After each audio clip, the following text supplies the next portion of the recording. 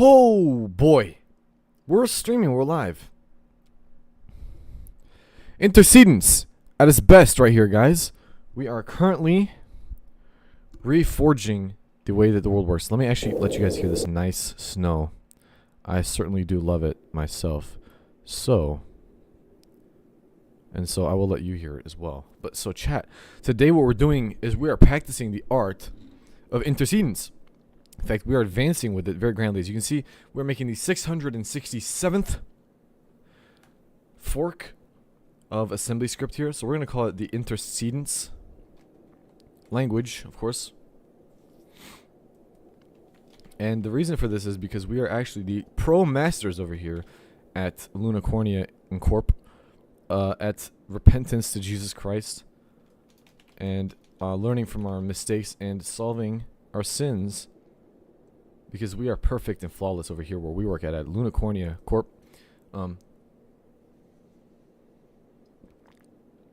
So, of course, our team over here at Lunacornia has been trying and striding very hard for the past few months to get this to work, to get to this point where we can actually make our own language.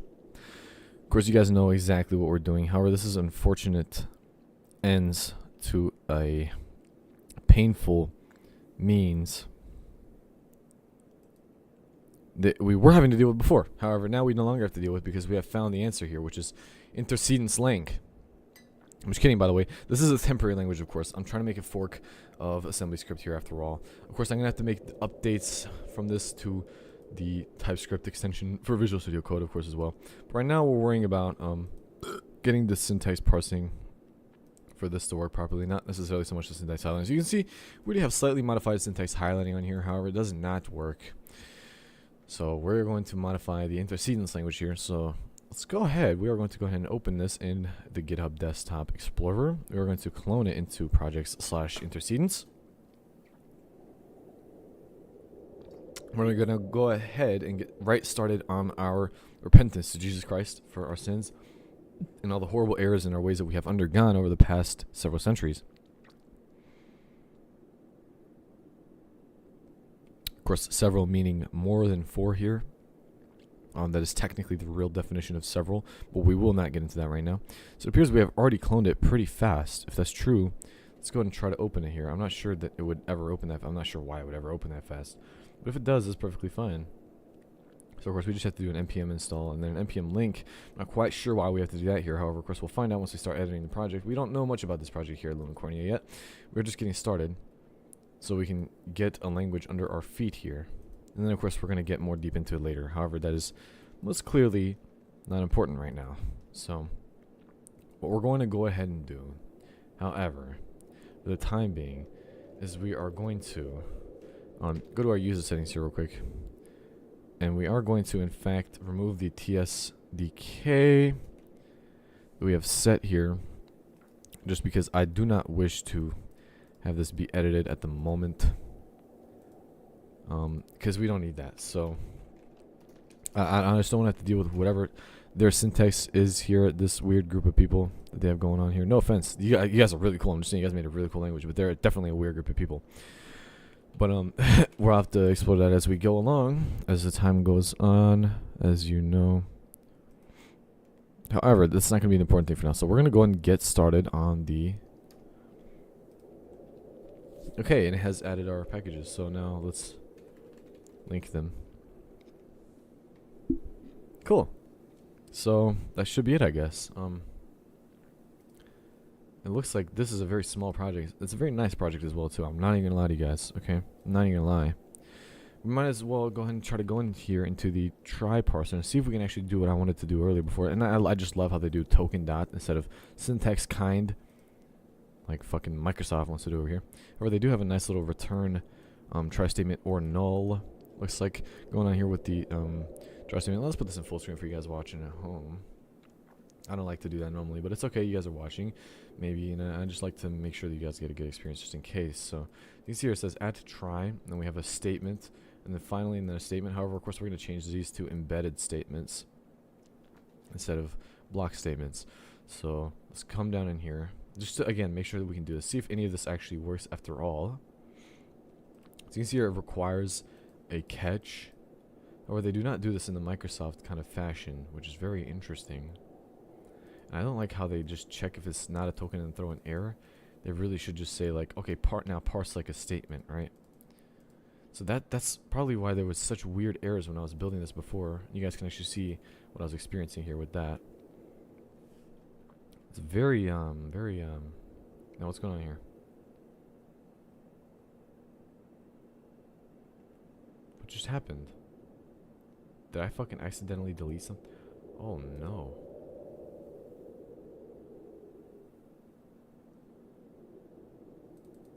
Did I accidentally delete something?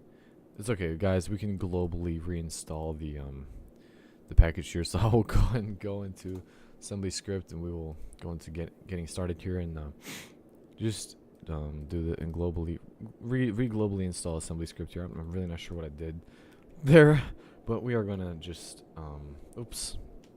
I don't want to do that in here. That'd be a terribly tragic mistake. So we're just gonna rectify this mistake here, guys. Sorry again. Sometimes you gotta acknowledge we make mistakes like that. Not sure what I exactly did here. I accidentally deleted something clearly. That's so strange. Oh, yeah. So, okay, and there you go. Now as you can see, it says right here. It actually not only says expression expected, but it says open brace expected, which is really interesting for this. I'm not really sure why they would format the errors like that. But again, we don't really care about that here at London Cornea. We're just concerned about having the streamlined experience of the most optimum and modern languages here at our development facility. So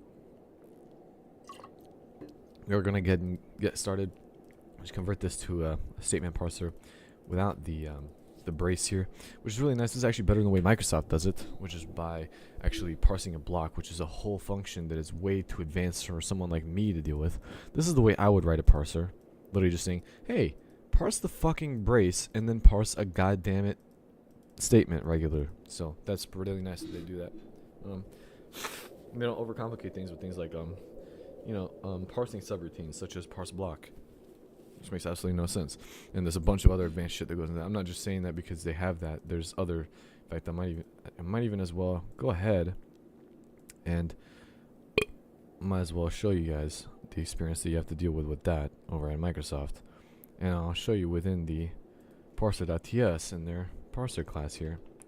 So you'll see parse try statement has a very similar thing, except I had to change it to check if there's a brace and either parse a block or create a block and then put a statement inside of it, because I didn't want to change the type of this function here, or this class called try statement, to include a statement there instead of a block. So I just put the statement inside of an empty block. And luckily this is not like C# where I have to do a missing block or missing brace tokens.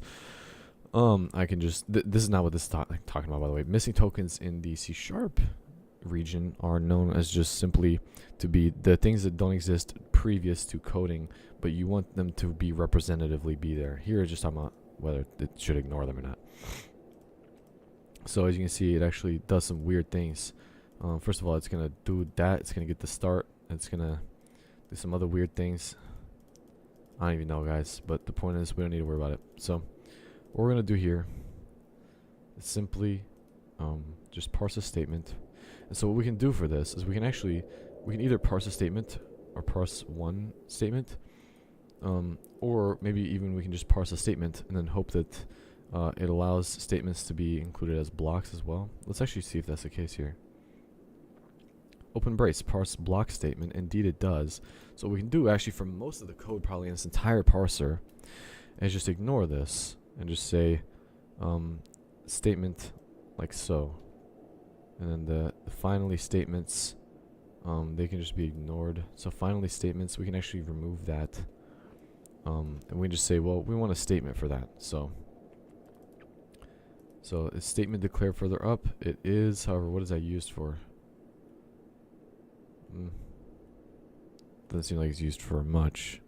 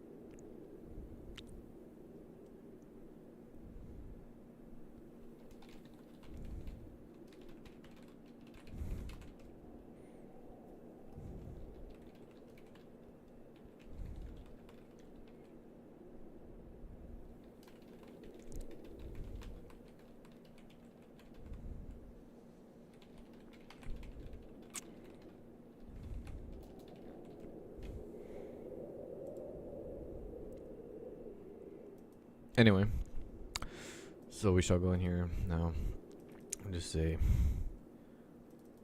of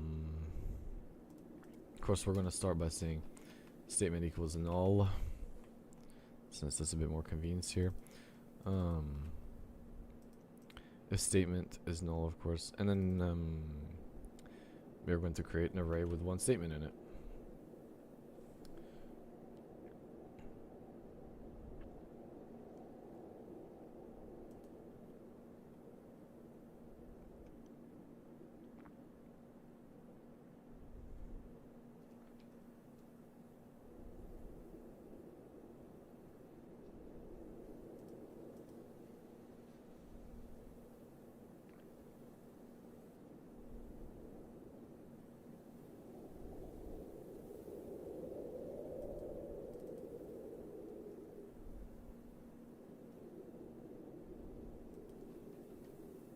Okay, so now basically,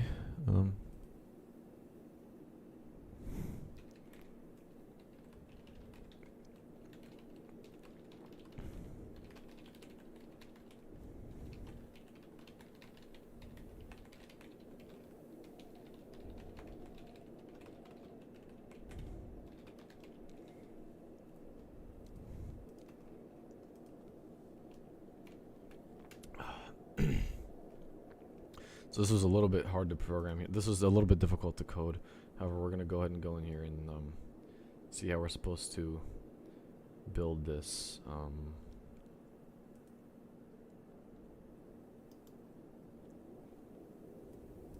So we should probably just do an npm run build.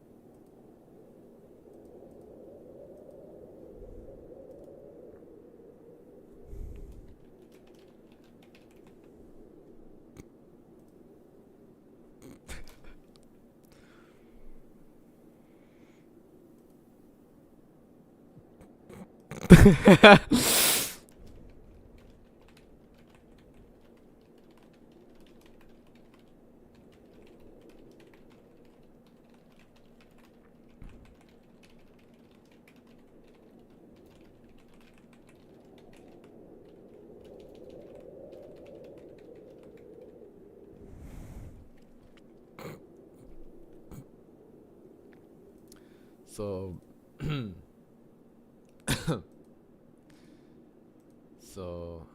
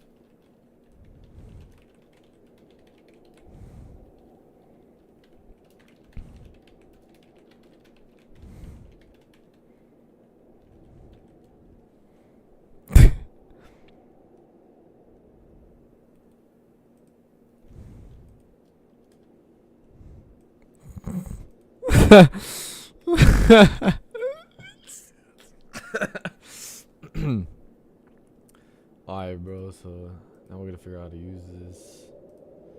So basically, I think what we can do. Is there any like parse?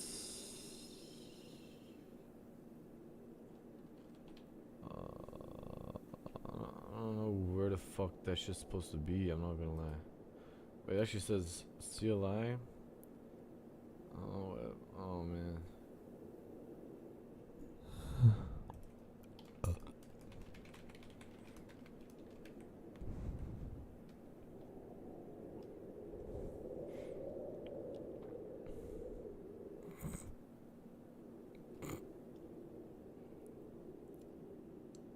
I don't know what the fuck I'm doing. I'm not gonna lie. STD? No.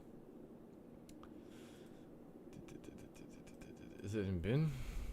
No.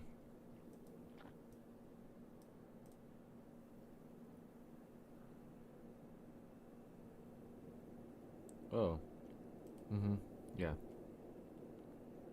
Mm-hmm. Yeah. To build the compiler, run build. To rebuild iMac, okay. To build the compiler to WebAssembly binary. What? No. Using assembly script compiler, compile to JavaScript to compile itself to WebAssembly.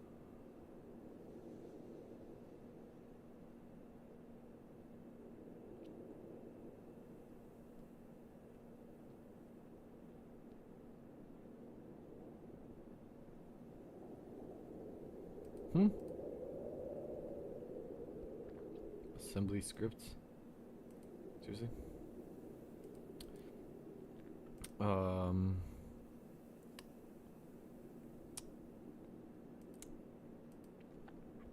don't understand that, bro. Okay, so hold on. So we go to dist. We get assembly script. I think it's talking about this. Hold on, does this have like parse? Try. Oh god, yeah, it does. Okay, so so I think we're supposed to use this. Okay, but then how the fuck are you supposed to actually use it? I don't understand. Okay, here's the problem, bro. I think what we can do. This is a big problem. Well, maybe not necessarily. Yeah, it is kind of a big problem actually, if you think about it.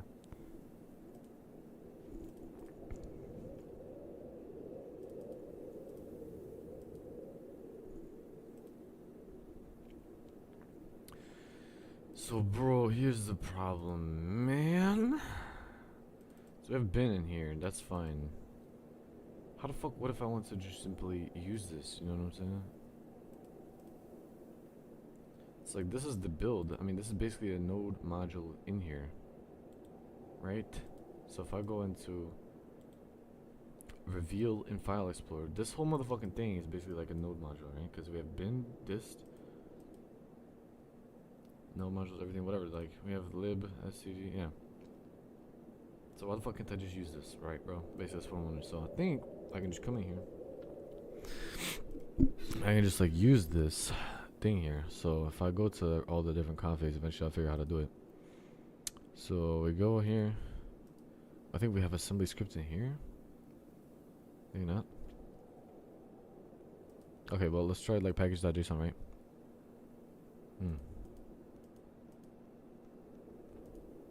So maybe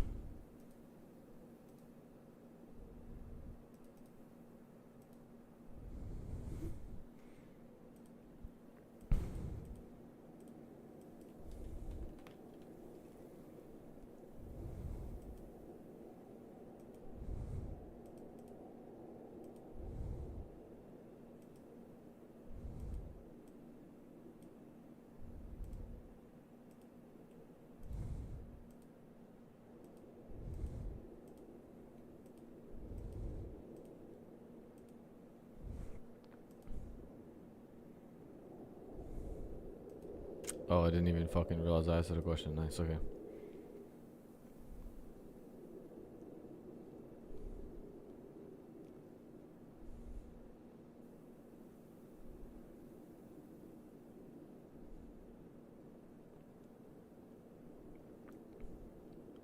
Okay, you are officially fucking retarded. One more mistake like this, and I'm never using you again for anything ever. You are too fucking retarded. Wow, Control Z, Control Z's multiple times. Nice, guys. Alright, wow. Fucking tragic end to this shit. Yeah, guys. Use liner. ChatGPT has outdated fucking results and fucking. What is this shit, dude? What the fuck? It doesn't even load anything now anymore? This is crazy, man. What is this garbage? I actually just like fucking forgot what it was doing. Wow, bro. There you go. To effectively use a local module built from source. I don't think you understand, bro, at all. Is that what Link does? Oh. I guess so, man. Then why is this still here, man? So what did NPM Link supposed to do, nigga? You gotta explain that to me, bro. So what's this supposed to do? So then why the fuck is now it shows the right folder because I was in it. Nice, guys. Sure, don't show any errors, but just when it doesn't work, just keep on. But make sure you do absolutely nothing when it doesn't work. Okay. Anyway, back to what we were doing. So I think now what we can do is do this, and it should actually do something. I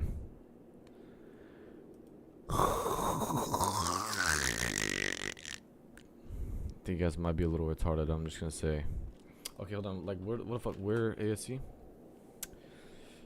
Okay, NPM. Right. Yeah.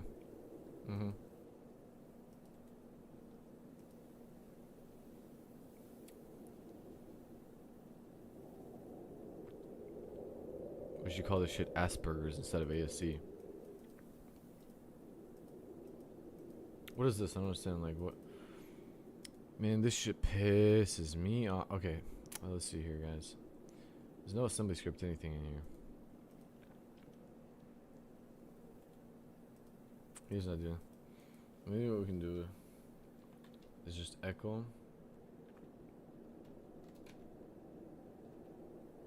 I don't know if this actually works, but I'm gonna try it.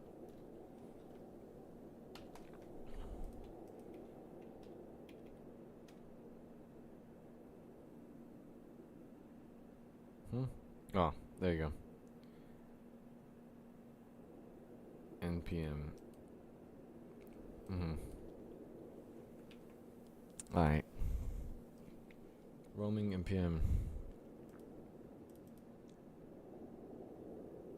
And then it's gonna go node modules, assembly scripts. But it's still using the wrong thing, isn't it?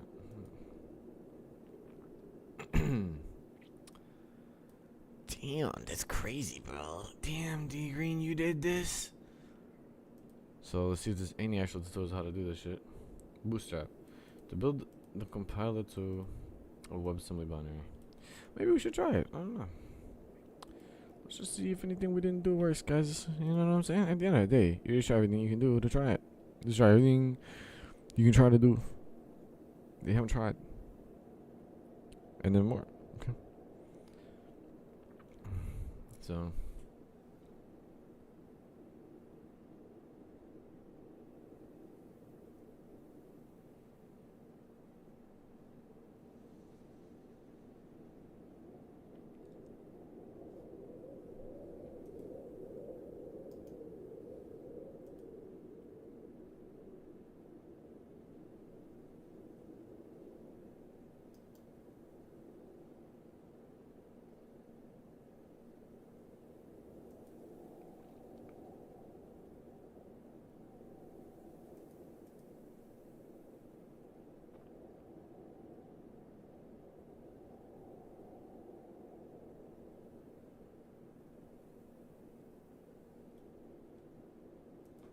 I feel like this is taking way too fucking long. I shouldn't deal with that. So no, I'm not gonna do it.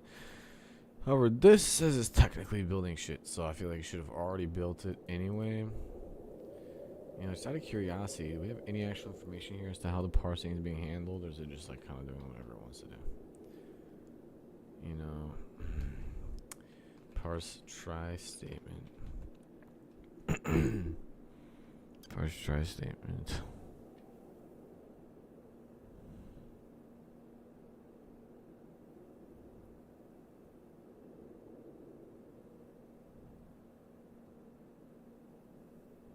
Oh my god, my fucking head hurts. Let's try this.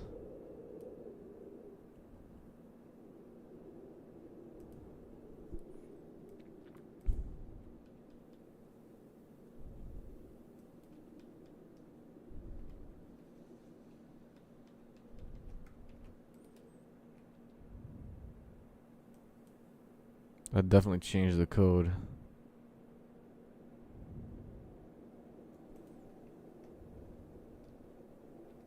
Of course, Control Y just is literally deleting fucking lines of code, but that's okay. I wasn't too concerned about it at this point. I just wanted to see if it fucking changed anything. So here's the thing. Jesus, and then of course it goes all crazy like that. Godly. If I scroll down too much, it just gives up. This is crazy, guys. This is what we're dealing with in 2025, guys. Oh god. Okay, anyway. Nightmare. Okay, so basically here's what we're gonna do.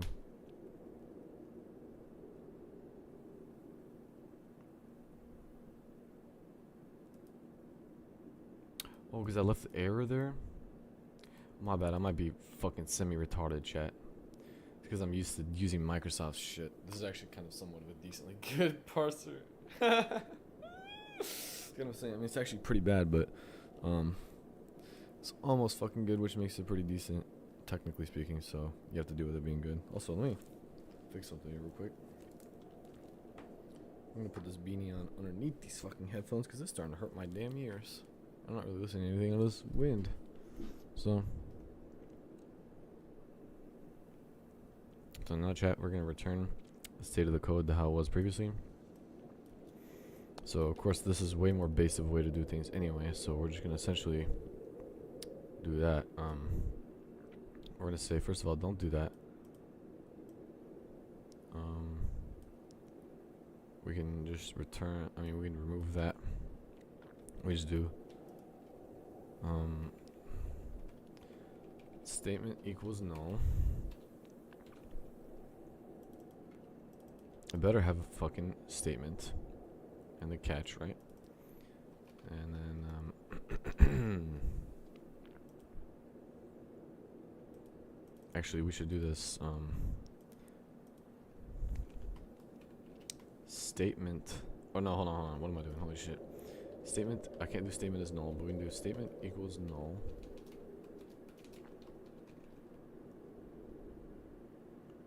Or I guess statement is not null, then this, otherwise null. So now let's do a nice build here. I don't know why I have this still open. Just to see the build does work indeed. So we should be able to actually just go ahead and, yep. Well, it's already done. So not implemented.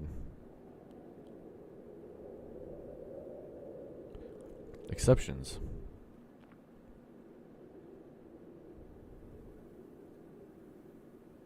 That's interesting. Weird. Oh, you told me it doesn't actually have exceptions at all?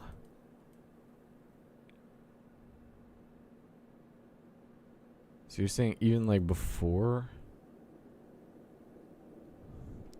Yes. Wow, hold on. So is that true? Hold on. Maybe I'm just stupid here. Of course, and that's fine because we're using WebAssembly compiler here, so we can do whatever we want here in a bit. Implementation. Ah.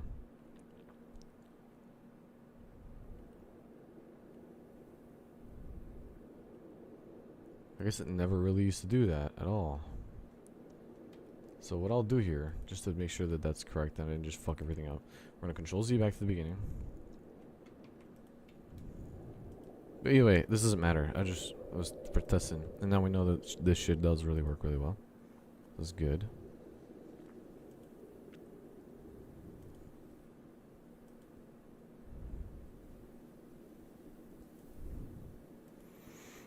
So really, there was never no that in the first place, bro? Yeah, there was never no that. Okay, well that's cool. So in that case, we essentially don't really care about this part of the parser at all. I don't know why we would. Well, I mean, we can leave it. It's just interesting to see. For example, let's do parse if statement, right? Parse if statement. We just check something fun in here real quick. In fact, so last time I modified TypeScript, there was a big problem. I don't think that's gonna be so much of a problem now. However,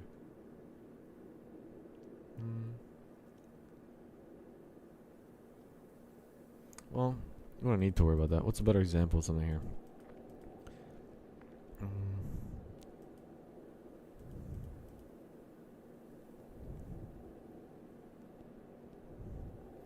If there's already like stuff missing like that, like why do we need to worry that much? It's like not really that important.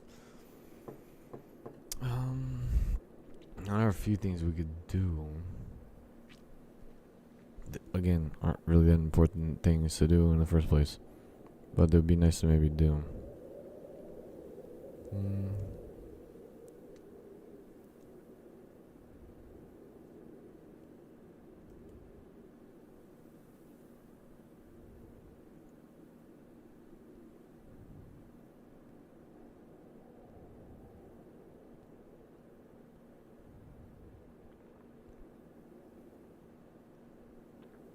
See, my complaint here is, and that's a big problem too. Like, fuck it, man. I mean, this shit is gonna suck if I can't fucking do shit like this. Because then it goes, oh man. Oops, not what I meant to do. I really didn't mean to hit enter.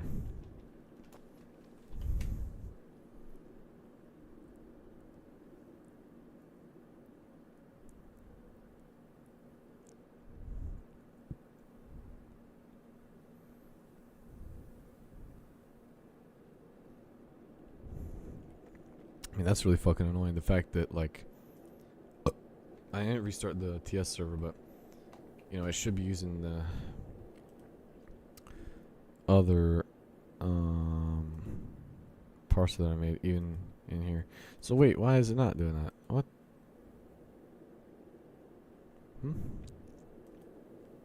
That's confusing. That's really fucking wrong. Yeah, that really shouldn't be happening.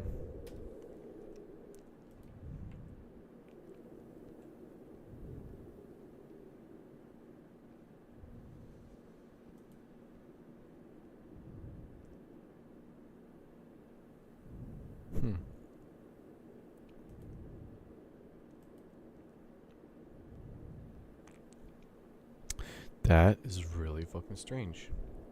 Well, what I'll do here, there's a couple things we can figure out here. So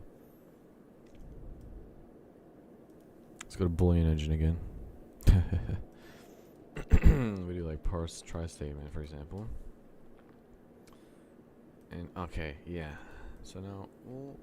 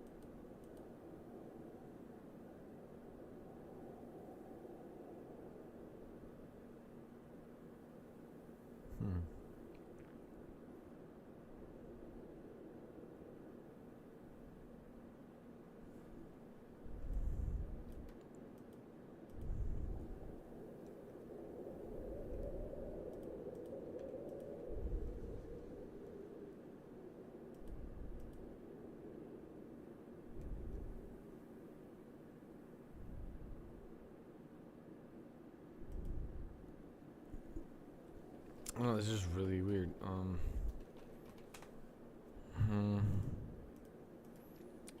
The fact that it's not throwing an error now in the editor is a really big, confusing problem here. It should not be the case at all.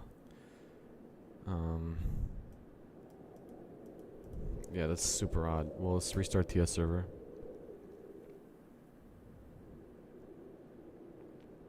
Okay.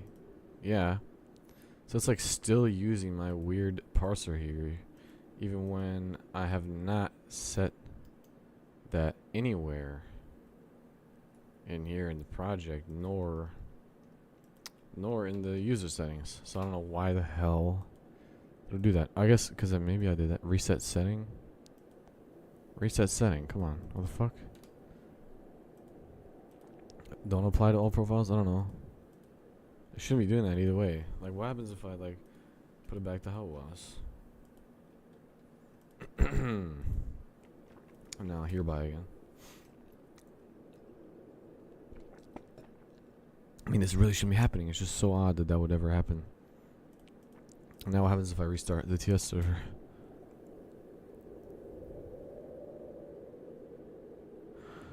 That is so fucking odd. Why is there not a... I don't understand why the fuck it would do that. Maybe this should automatically overrides that. But it really shouldn't. I don't see why the fuck it would do that. Okay, Node. How to make Node use a custom TS server.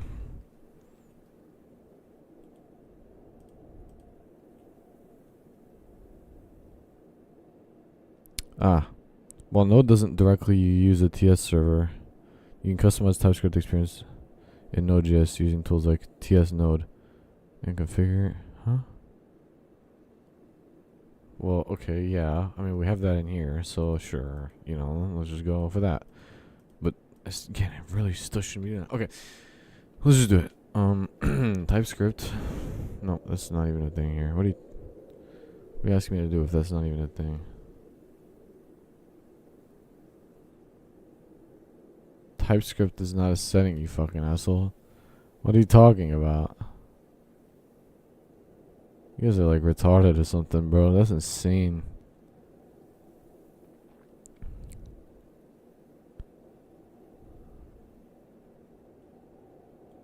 This is absolutely crazy, man. For real.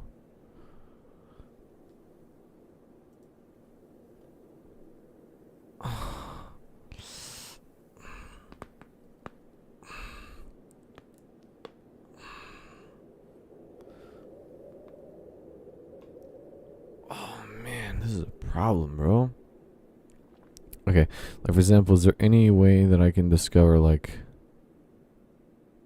No, wow, that's just absolutely insane. What happens if I go here?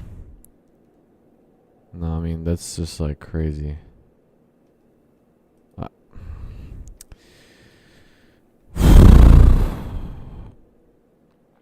Yeah, but that's wrong, dude. I don't want you doing that shit.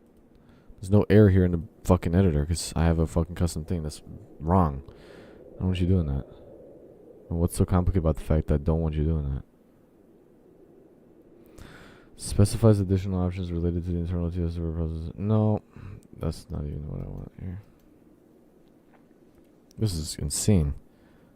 How do I set up?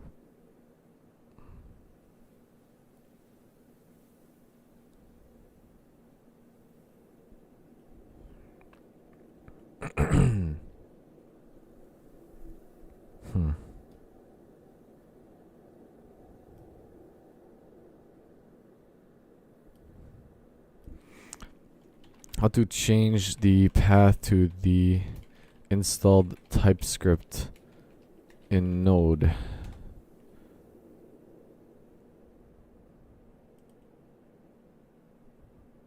Wow.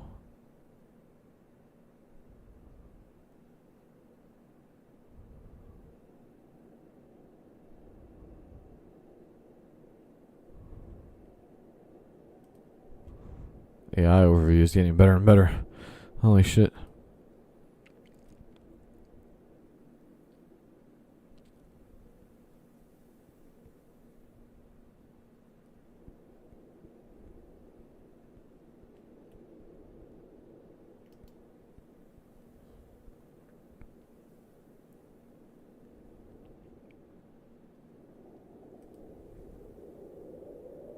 I mean, this is fucking mind-boggling.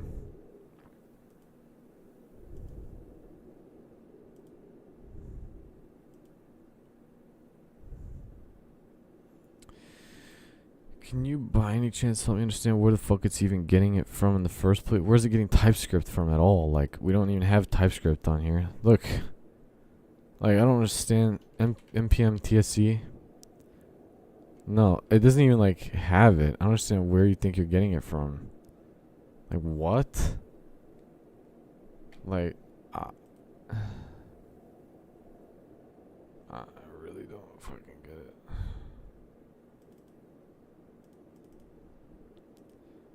Yeah, I really don't.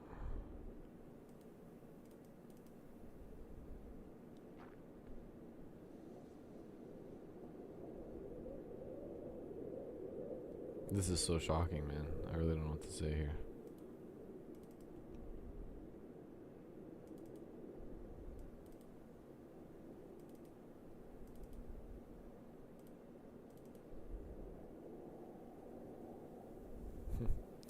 Just really, really shocking, man. I don't know what to even... Where are you, like, trying to parse... What are you using to parse the TypeScript? Like, I really don't understand. I'm trying to figure it out. It doesn't even, like, have any way of telling you. Wow, what the fuck?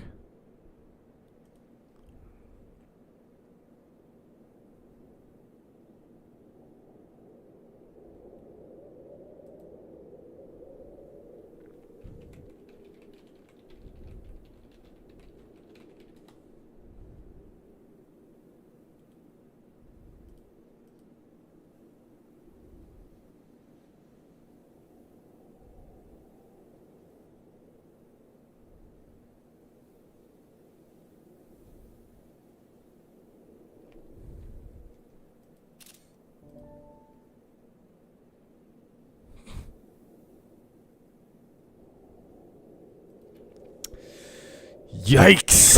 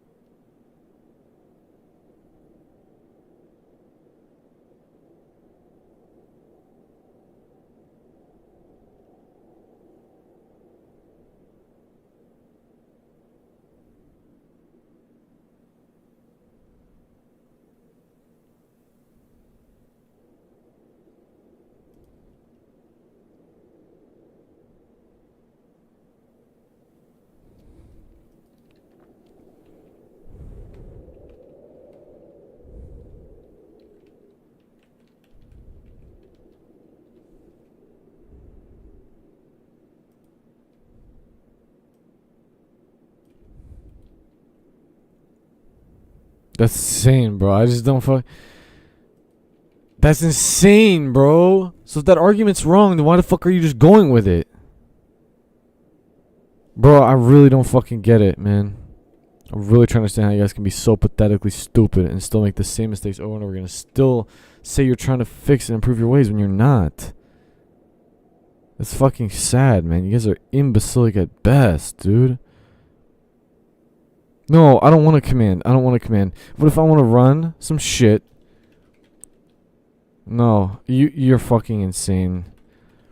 Oh my god. Whoa. Oh man, I don't even want to know at this point. Let's actually just see what that was gonna open.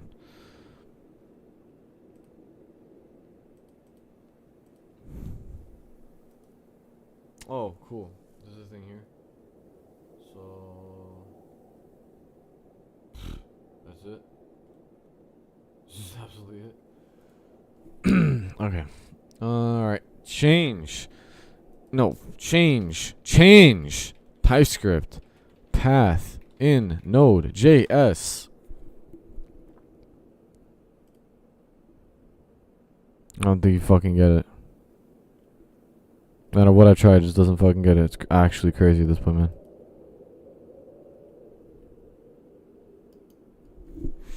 Okay. One last try here, man.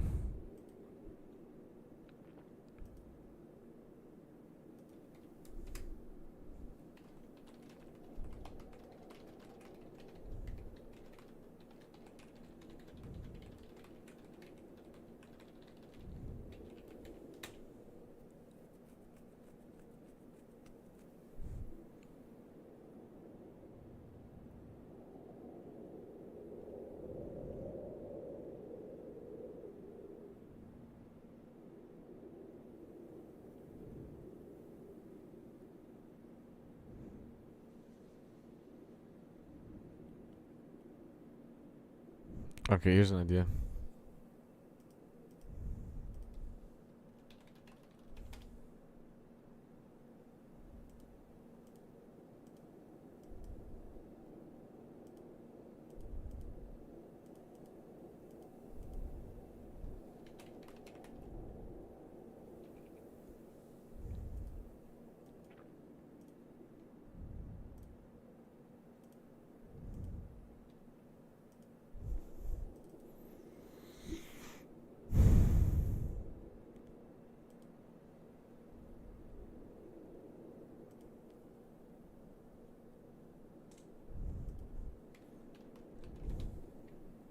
Jesus motherfucking merciful Mary God Christ.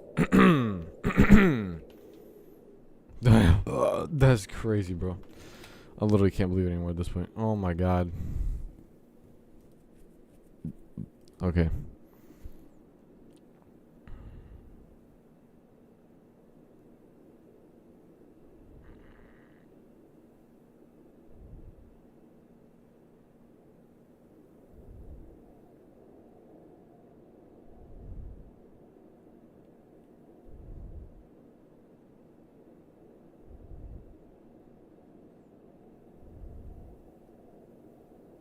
This is absolutely insane. I don't get it. What TypeScript is he using then? Just like, I really don't get it, man. I want to know where it's just fucking getting this compiler from, bro. I really do. Like, what the fuck is run dev and where the fuck is it getting that shit from? It just says run dev. Okay. And then what? Like, what are you doing with that, though? Vite? What is Vite? Oh, there's, look, here. Nice. So it's using some form of TypeScript. Like, I bet if I do that, it's not gonna like it. It's not gonna be able to do it, huh? Like, if I do fucking run dev, it's gonna be like, huh? What the fuck? I guess not, man, huh? Does it have like some local fucking TypeScript or some shit? I knew it. This is gay. You guys are fucking gay. You guys don't know what to do here, do you? Here, I have something to do for you. Get the fuck out of here, man. How about that? Now what the fuck are you gonna do? Bet you can't do it now. What the fuck?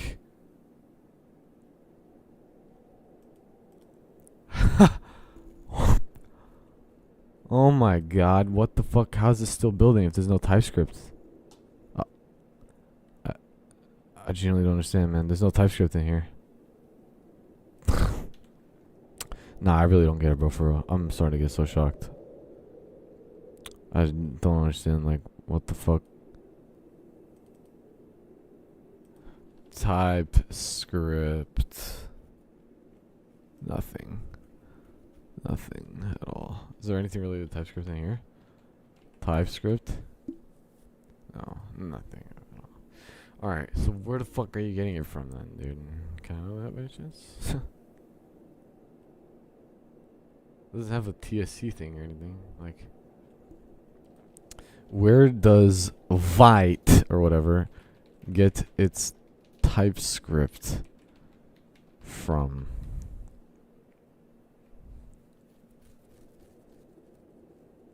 Vite uses ES-build to transport.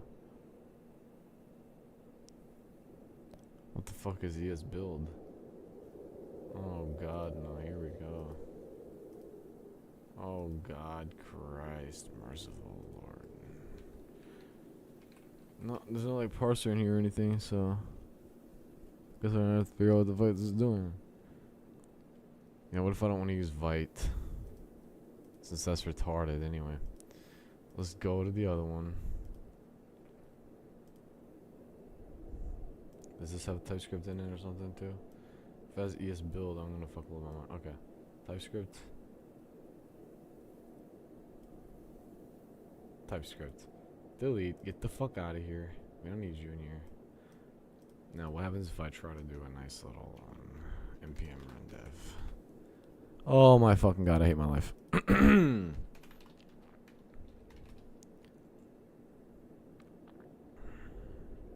Nice. Could not load TypeScript. Yay.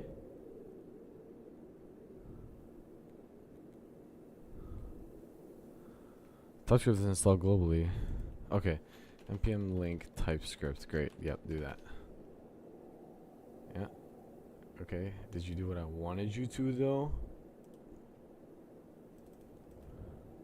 Ah! It did. Now. Run it again. Alright. Now what's going on here, bro? What's your problem, bro? What? You actually... Are you actually fucking going insane or something? Okay, here. I'll help you out, man.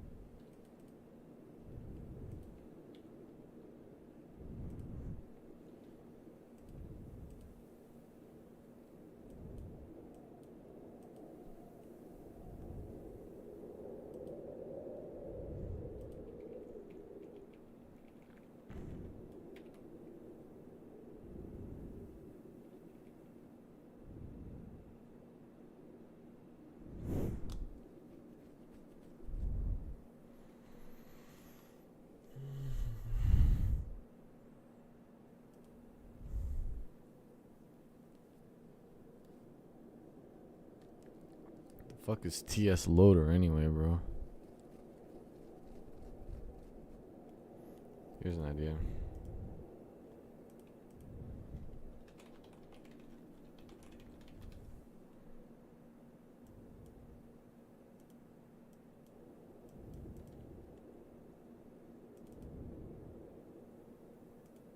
You guys wanna hurt my fucking brain like this? I'll make you guys fucking die, dude, okay?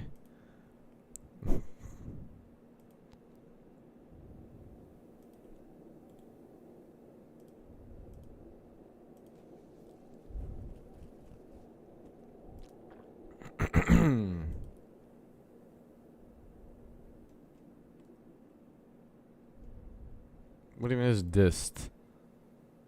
Okay, whatever. Fuck you, anyway. Oh, my bad. There we go. What is lib? Oh, that's why. Because it just doesn't. Okay, then here, dude. You want a solution? Looks like it to me.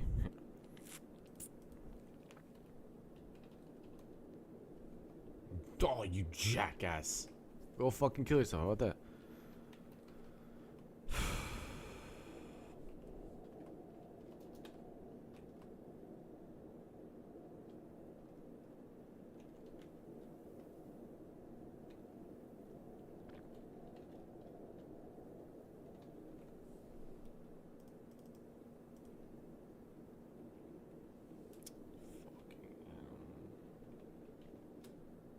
Oh, you fucking animal, dude. Fucking so aggravating, man. Yes, close anyway, you stupid motherfucker. Yes, dude. Okay, holy shit, dude. What the fuck? God Christ, help me, please, Lord. Wow, what the fuck? Why is it fucking, dude? Oh my god. No, how about you just like fucking just go. Open a new window, I don't know. No. Now I want you to fucking... What does that have to do with the folder I just selected? You guys fuck...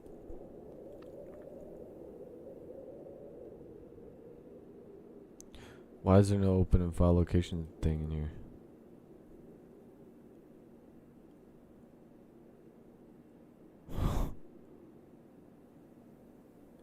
You guys have a problem, bro. I'm telling you, I don't know what to do to help you, but you guys have a mental problem that you need deep help with. I'm telling you right now.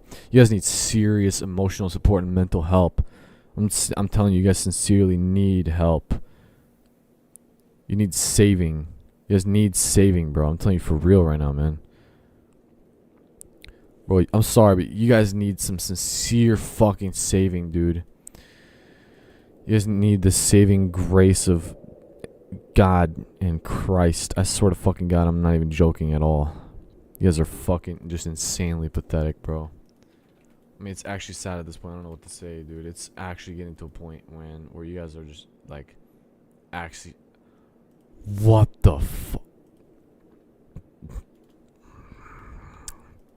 You guys are actually shocking to a point, man. For real, I mean, okay. Well, anyway, so now that this should work, I should be able to just link it now. I'm gonna delete this, and then I'm gonna do an npm link TypeScript again here. Okay, link it, run build. You're fucking insane, dude. I don't know what else to tell to you people, bro. Are you fucking serious? Look, you have your lib right here, man. The fuck? I'm sorry, the fuck?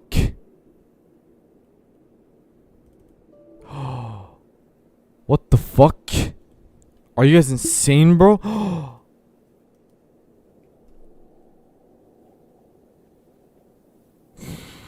My mind is blown, bro. Holy shit. My mind is absolutely blown. God, wow. My mind's fucking blown, dude. Wow. What the fuck?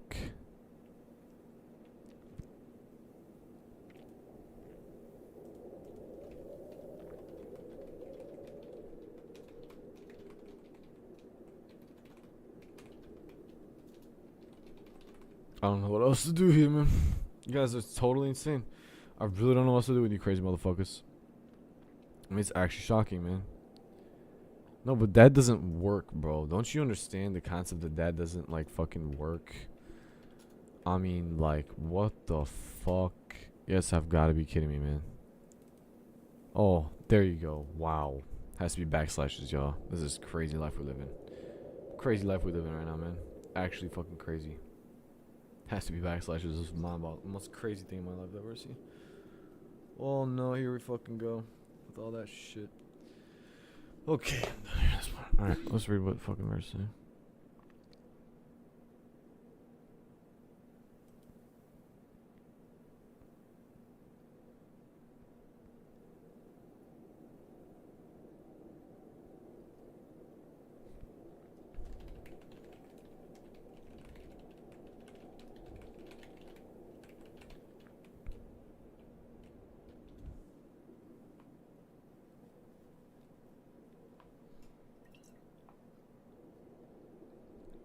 Okay. Well, I guess that fucking fixed that problem, right? So now what's all this crazy motherfucking shit that I have to deal with now? No, it shouldn't be the case for properties though. Didn't I fucking fix that? Alright, that's fine. We have the fucking damn thing. I can just build it now and it'll just update there. So, in fact, that doesn't even affect for that. Nice part is the builder's already, and then the syntax island is just whatever. So, that's great. So now what we're gonna do, guys, is we're gonna go into Boolean engine. We're gonna obviously do for properties. It does not need a fucking semicolon. I don't know why I didn't do that originally. I thought I did that, but I guess not. So we're gonna do property. Specifically parse property declaration. We should see here parse semicolon at the property name. That's his own function. So we want to do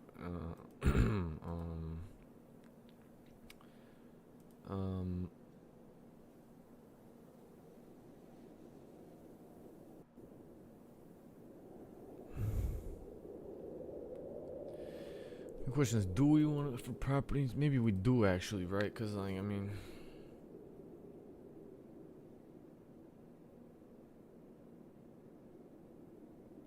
it's gonna take a lot of work for all these other people's projects, though.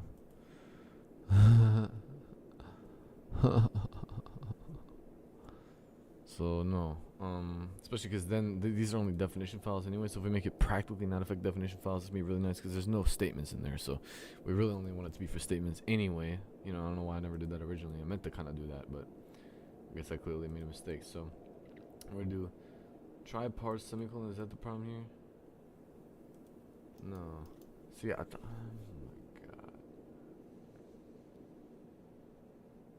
god. I really thought I'd like didn't have that problem in here. Maybe it's not. Oh, my bad. Not property. It's called member. Parse type member semicolon. What is can parse semicolon? Function block or semicolon parse optional comma. See, that's not it. So what we're gonna do is let's go to parse semicolon. Now we're gonna do find all references. We're gonna go through these because clearly something's wrong here. So parse map to type.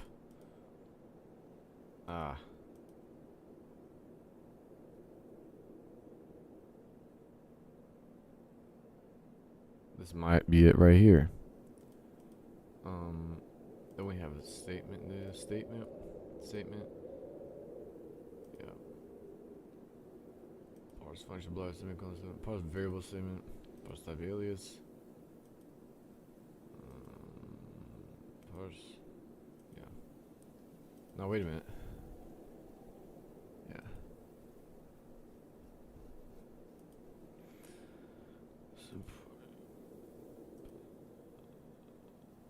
I'm assuming it's this. So we're gonna try in here real quick. We're gonna do try parse semicolon. And I'm gonna do a quick hereby. Most annoying motherfuckers on this planet. Alright.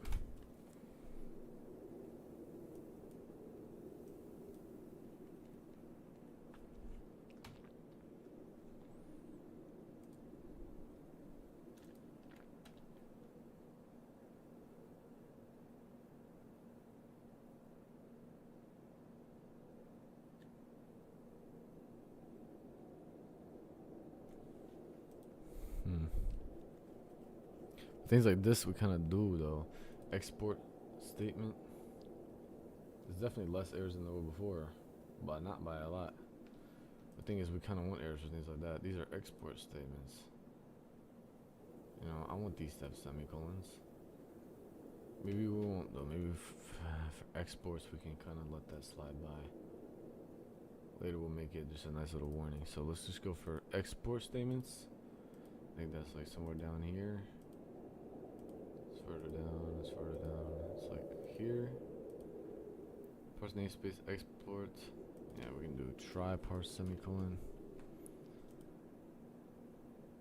Parse import declaration. Yeah, we're gonna have to start doing it like this. But whatever, for expression statements and stuff like that, that's mainly the only thing we care about it for. So I'm okay with this point, it just being like this. And later we can make it a little more streamlined. At least we can have our own file types later for our code. That's gonna be different anyway, so I don't really even care at this point. So we can just go ahead and do this. So try parse, and then this should remove a lot of the errors as well. So we'll do that. See here if that works. Then we should be good. So let's start shrinking this so I can see when that's done. I can immediately run this command. Okay. So let's see if this works now.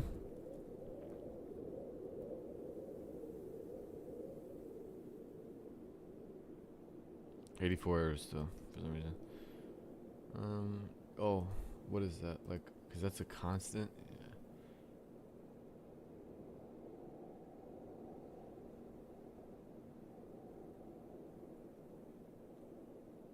Yeah. Undici types. That's the only fucking one that does that. This weird ass library that nobody uses. Yeah, we can just probably like either figure out a way to remove that at this point, or just fucking like, yeah. Wait, are we even using that shit? Is that used by anybody? Like, who's using this shit? I mean, can we even see any references to this? No, like, we're not even using that. Is it safe to remove? Okay, hold on. npm. What is it? Help me out here. Oh my god.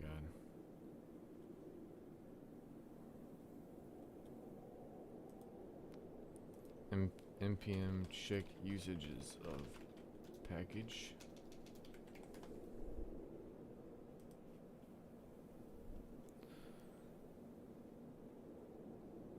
npm ls, sure. Undici, whatever, something. Is that it? What is it then, bro? I don't fucking know. Undici types, okay? Like, do we need that? This weird looking fucking shit?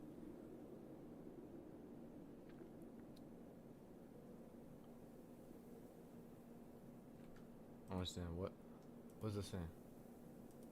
What is that saying? I don't understand.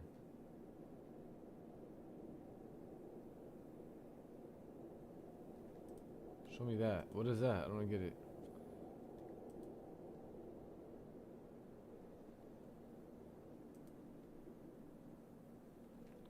Okay. npm remove if safe to remove.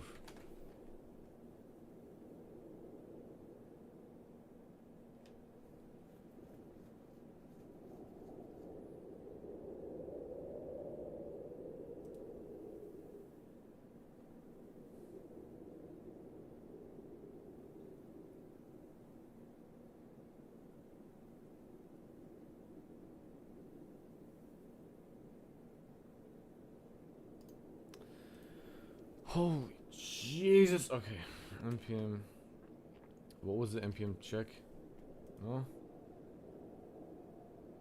my god. No, what the fuck?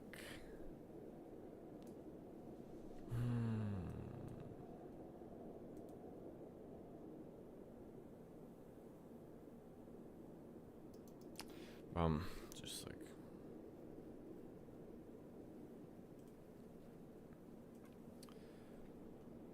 well, I guess we can test it, so I don't even care at this point. So we're gonna go into the folder, reveal, whatever the fuck, and I'm gonna put this on my damn desktop.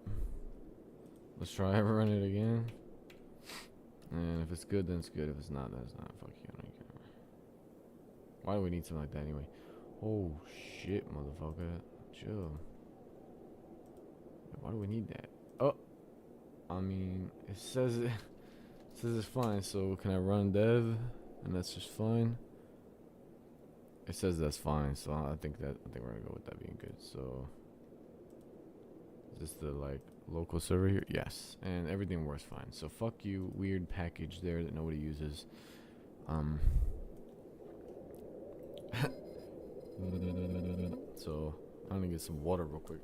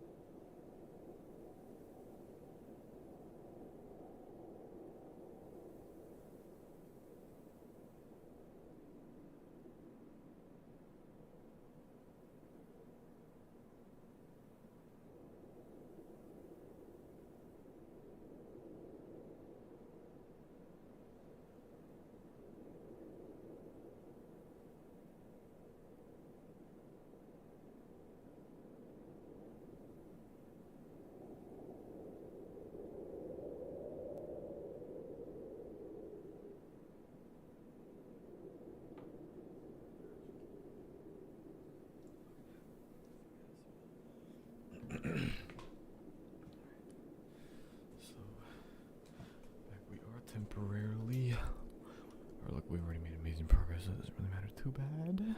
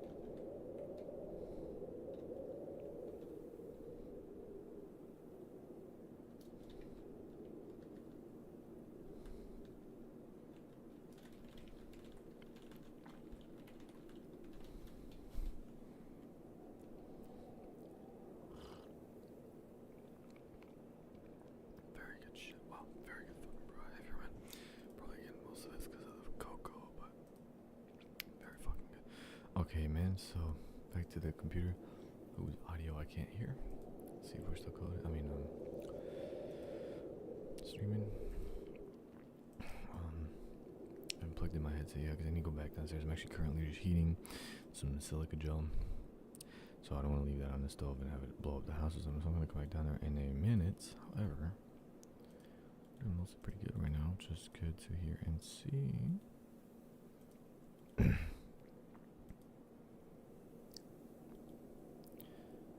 So,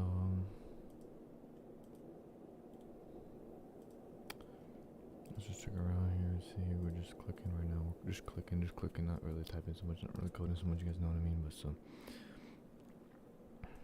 let's just see if we have any viewers right now. We do not, that's okay. It's okay.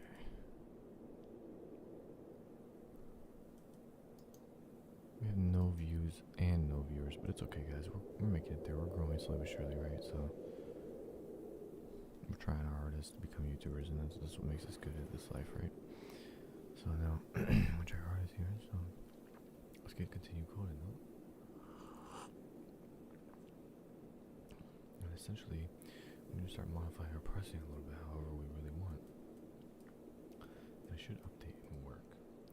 So, what we want to do is come back in here to our settings here. So, of course, we can remove this whole one, or we can just go ahead and change it to our TSDK, and then that's going to make that work. Now, one thing I do want to just do here is do a couple of things here. So we're just going to do that, of course, and we're going to make this be profile persistent. I'll close out of that. Now we're all good with that. Our settings are good. We'll take care for the rest of this. So we can now modify our pricing to our pleasure, essentially. So, real quick, I'm going to wonder why my Discord mic is not working, but my physical mic is working. So let's just see here. What? It is. It just doesn't show as me talking because there's no one else. Let me see. Oh, now it kind of does. I see. So it doesn't register the mic when there's no one in there. That's actually pretty nice. Doesn't waste, packets and pings to the servers with stuff like talking when there's no one in there, talking when no one can hear you. So that's really nice. Now, so let's get started, man. So we can make some changes here. Let's figure out a couple of example changes we can make.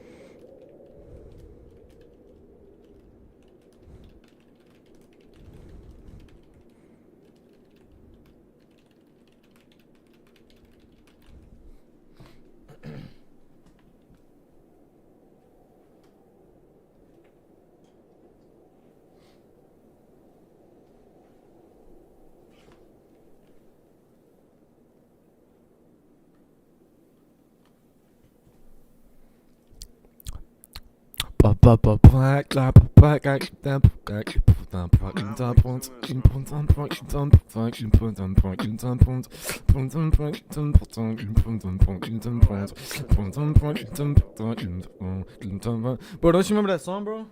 Hey, we made that song, bro. It's like. You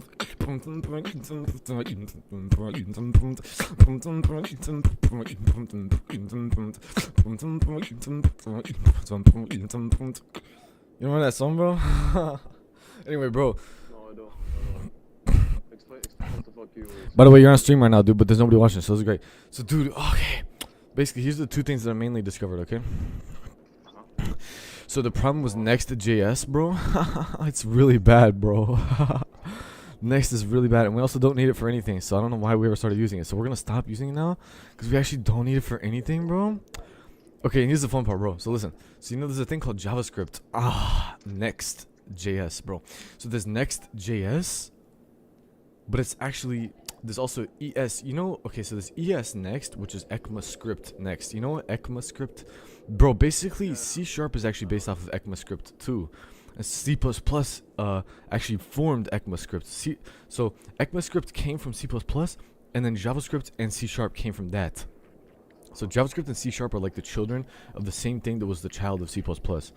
You know what I'm saying? Yeah, so it's called like, ECMA. Cut to the chase, bro. I'm sorry, but like I got like smoke. It's okay, bro. I'm explaining it. Listen. So we're gonna create this thing called Nexus, bro. It's a new community group server, okay, bro. Basically, to explain the purpose of this is that I'm saying is we will basically be gods because we will control everything that's happening in this world. You get what I'm saying, bro? So we'll have literally like all the money, all the power. No, bro. I'm being dead serious, dude. Listen to me, okay? Just look. Basically, bro. This is the smartest thing in the world, bro. So basically, bro, God, I have the most amazing drink that I've ever drank in my life, and I think anybody's ever made in my hands right now. It's so good, bro. Wait. Okay, anyway, bro. So basically, but we're gonna do, bro. This is gonna keep me awake all night. I'm just saying, bro. We're gonna code together all night. So, bro, basically, it's ECMAScript. We're gonna make an ECMA-based language based off of TypeScript. Okay, bro. So basically, what I discovered was this. I got the assembly script to work inside of this new thing called Webpack. Webpack is the thing that Node uses. So I made a Webpack project under the fucking Pixie.js thing. So there's a command to create a project with Pixie.js, and it creates an example template with everything for you shit. And it uses, there's this other thing called Vite. And Vite, V-I-T-E, is this thing that uses a different thing called ES-build. And ES-build is supposed to be faster than TypeScript. It's supposed to be faster than like Node, the build process in Node and shit. But it still uses Node, right? But I couldn't get it to use my TypeScript. And the reason it wasn't working is because it was using a package then called TypeScript. But it was made up. Actually, it had its own TypeScript compiler. The TypeScript package in there was only for the types. So I couldn't modify the parser. I didn't want to modify the types. So I was fucked. They had a whole copy of the TypeScript package in there just for the types. Not the parser. They were using ES-build. Now what I figured out was, bro, if I use Webpack instead of Vite or Next.js or any of these other things, this is just one of the options inside of Pixie. Pixie has like a few options. One of the options is Vite. Vite sucks. It uses ES-build. ES-build is faster than TypeScript again, but we don't want to use it because it's not modular. We can't fuck with it. The code, I cannot find in the code where it even has anything to do with TypeScript. So maybe one day we'll fuck with that, but I can't even figure out how to fuck it references TypeScript at all in the first place. You know what I'm saying? So it's just like its own thing. You're saying that we're gonna fucking, like, we're gonna fork TypeScript, bro. Exactly, yeah, basically. So I've referenced my TypeScript source code package within the Node modules in this one, the package, by doing npm link TypeScripts. And so it linked my global package because basically I did a different command, which was npm link inside of the TypeScript source code that I had. I did npm link, and it linked the TypeScript source code to the Node modules global packages folder. And then inside of this, I deleted inside of this new project I made with Pixie, I deleted the TypeScript package that was in there, the local one, and I linked the global TypeScript package, which is linked to my source code by doing npm link TypeScript. You see what I'm saying? So then it linked the TypeScript that was already linked in the global packages, which was linked from my source code, into this. So now Pixie is using the global package, which is using my TypeScript code. So, bro. Imagine we make like an npm package and we like. That's what I'm saying, bro. That's what I'm saying. I started thinking about that, bro, and I was actually like, even before you said that, bro, I started thinking about that exact thing, bro. I was thinking, could you imagine if we had our own like package system, bro? We had our own package, not package manager, but like we had our own like source repository and GitHub and shit, right? And people could just download our package and go here, install us, like install our thing, bro. We have like graphics drawing software, and I was also thinking about like why we use this graphics drawing software. They're so bad. The reason we use Pixie, bro, is because it has Sprites, bro. People they like sprites because they don't like WebGL. Right, but it doesn't make sense to think about it like this. I thought about this. This is the thought I had, man. It's easy to use, exactly, bro. Because why? Because people don't like things that are already out there because they're just made to work. But they work well. So it's like, why do you not use things that we make? It's because people don't like the things that they make. So they don't use them because they don't like them, bro. So why do you guys not use the things that you make? It's because you don't like what you make. I don't get why, but okay, man, sure, let's go with it. You know, I was thinking, all right, let's go with it for a bit, bro. But I was thinking, I had this whole new idea that I'll tell you when you get back, man. But we're going to make our own programming language, bro.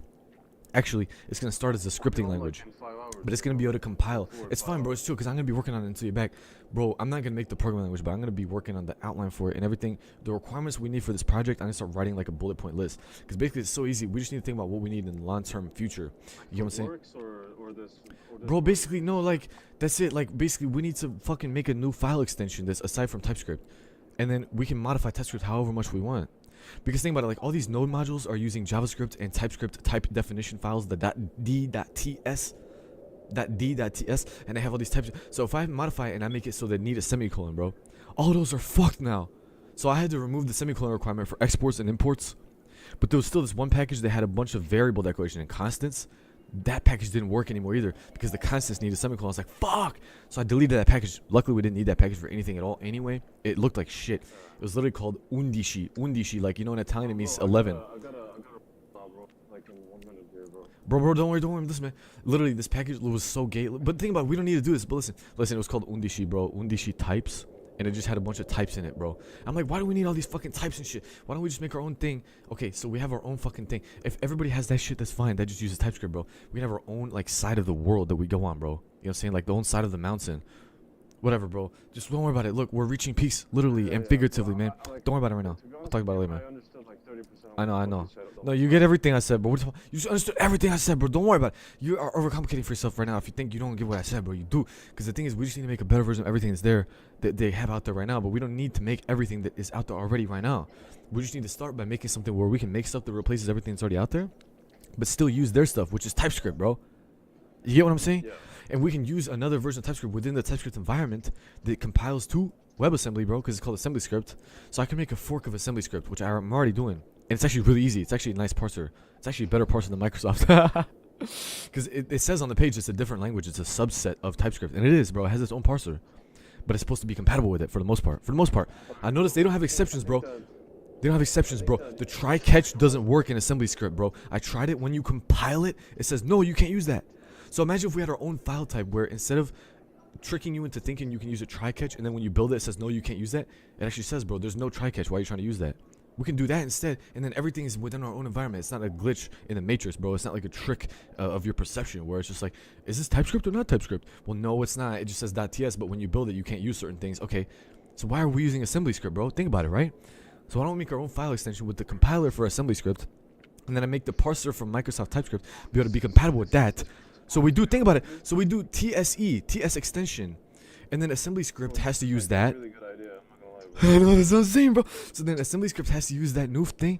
Microsoft's thing has to use that new thing, and their old parser uses the old thing. But then the new one is a different file extension, so it has a different parser, bro. So then, of course, yeah, our AssemblyScript one doesn't have try-catches. Well, we don't need to have try-catches, so we don't parse try-catches at all. So when you're coding in the thing, in the .tse, in the TypeScript extension, file extension, there is no fucking try-catch. You try to type that and it's gray. It doesn't let you do it, right? But it's not even that hard. That's like just the first step we could take. And now we immediately have a language where we have compatible. It's like fucking C++ already, bro. Like, I noticed, I tried this language already. It's really good. Except you can't do certain things, like there's no try-catches, bro. They haven't implemented it yet. But, bro, just think about this, man. So if we already have TypeScript and then we have another language called AssemblyScript. What are you saying? What's up, bro? I found a fucking like empty room that we can talk in. Oh, really, bro? Yeah, I gotta close the door. That's great, man. Yeah, we can talk for a bit, bro. Alright, bro. Listen, bro. Yeah, what's up? I think that you should like create what the fuck you're thinking because like, bro, I think that you know you should just do it. What the fuck you're I should just do it, yeah. I know you're right. Like, do it first and then explain how it works. Yeah. That's what I'm going to do. Okay. Yeah, go on. I think that I should work on the socket, bro, because That's what I'm saying. Yeah, you make that package, bro. So this is fine. So this is what I was talking to myself about earlier, bro. Remember I said I was like talking to myself, bro, in my room, bro. So the thing I was talking to myself about was, bro, this is gonna be easy for you because all you're going to need to do is, bro, you don't need to understand my parser. Like all you're gonna, I'm gonna make a fucking IDE macro where I'm not gonna explain right now. I don't explain how the fucking code is gonna work, but basically each file will be a different function. You know what I'm saying? Yeah. I don't want to explain to you in depth detail because it's gonna be really fucking complicated. Also, right now, bro, I gotta go because I'm actually burning something on the stove right now, and if I fucking leave it, it's gonna burn. But bro, I'll be bye, bro. But basically, I'm gonna enable the Bluetooth on my headphones so bro, I can hear. I'll be in the call. I'll be in the call. Yeah, I just need to turn something off. So I'm gonna switch. So hold on, wait. So I'll explain what I'm doing. Basically, I put some silica gel. I'm currently switching my headphones, so I cannot hear you through my headphones. But so it's hold on, switching. It says power. But basically, I'm cooking some silica gel to dry it out so I can reuse the silica gel. So I need to make sure it doesn't burn. So I'll be right back, man. So I switched the audio device on Discord this time. I remembered. So I should be able to hear you. Wait, speak real quick. Speak real quick, bro. Alright, I just had to check, man. Alright. So I'll be right back, man. I'll be fast. Wait.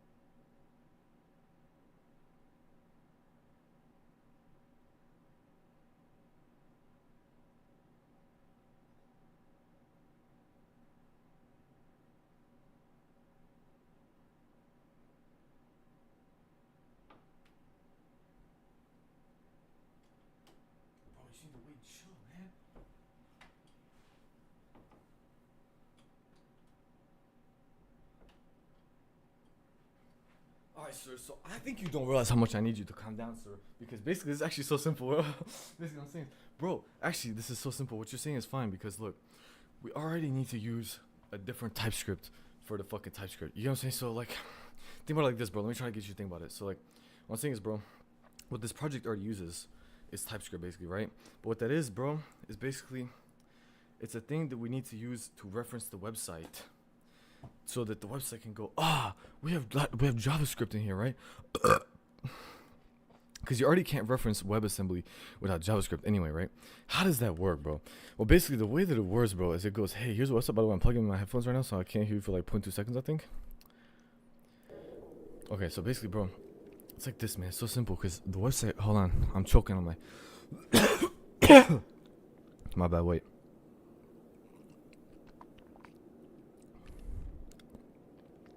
So basically, the website already needs to use HTML, right? So the website then parses the HTML. It's like, oh god, so it serves you the web page. It's like, here you go, bro. You can have the web page back now, right? And it's just a website, and it has the HTML. So this is like the security thing that it uses to make sure that users don't get scammed and viruses and shit, right? So it has the website, and then it goes, here's the JavaScript that we're referencing. By the way, in this Webpack thing, we're using TypeScript, and it's the same thing as before.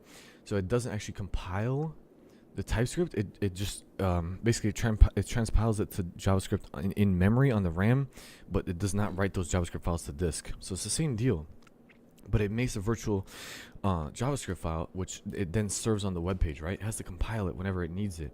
So when it requests it, if the TypeScript is out of sync with the new JavaScript that's in memory, it'll recompile it, but only when it's requested to by the website.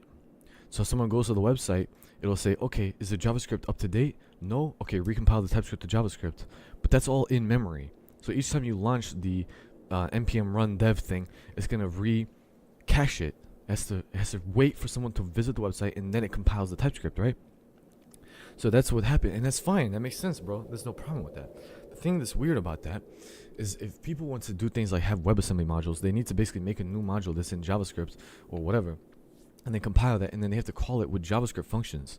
And that's what we're already doing, bro. But the nice part is that's fine. That doesn't cause any additional problems. Because here, by the way, we were wrong, bro. You know why? It's actually so simple, bro. That fucking WebAssembly script thing actually generated a thing for us, okay, called test.js and it generated an HTML file too. We just didn't notice. And the HTML file references that test.js, or it doesn't actually. The test just tests. It just tests to see. Basically, it asserts. It does an assertion to make sure that add 1 plus 2 is 3. But then the website does basically the same thing. It just references the WebAssembly code going add 1 to 2, and then print that to the web page. But we didn't use that because we didn't see that. So all it literally did was it imported the fucking JavaScript file that it made. So you can see when you build this shit, it literally just goes, hey bro, okay, here's your fucking, WebAssembly. Here's your fucking TypeScript, and then, okay, build it now to the WebAssembly build folder. And then it has the WebAssembly, and then it has a JavaScript file which loads the WebAssembly. But the JavaScript file is like 30 lines long, bro. So it's not any faster than JavaScript, bro. It's only for performance critical shit where it becomes faster. But think about it, if we load all the functions that we need from the beginning at runtime, like when the person visits the website, we have like a library or a module that's written in WebAssembly, and we have all the functions that we want to use in there, and those are going to be faster when we call those functions from JavaScript or whatever, from the just-in-time interpreted environment that we're coding in normally. We call those functions, and sure, like the loading of the functions is slower than normal, but the calling is going to be faster. So if we have an algorithm, we write it in there, and then we call it from the Pixie stuff, which we can only use in regular old TypeScript anyway, right? So we have our TypeScript, which gets quote-unquote compiled to JavaScript, but really it's not. It's transpiled, right? And it's not WebAssembly. It's just a website compatible code, which is fine, but that's just to use the API. That's also only website compatible code. It's all JavaScript, right? The API, Pixie, is all JavaScript, right? It's pixie.js.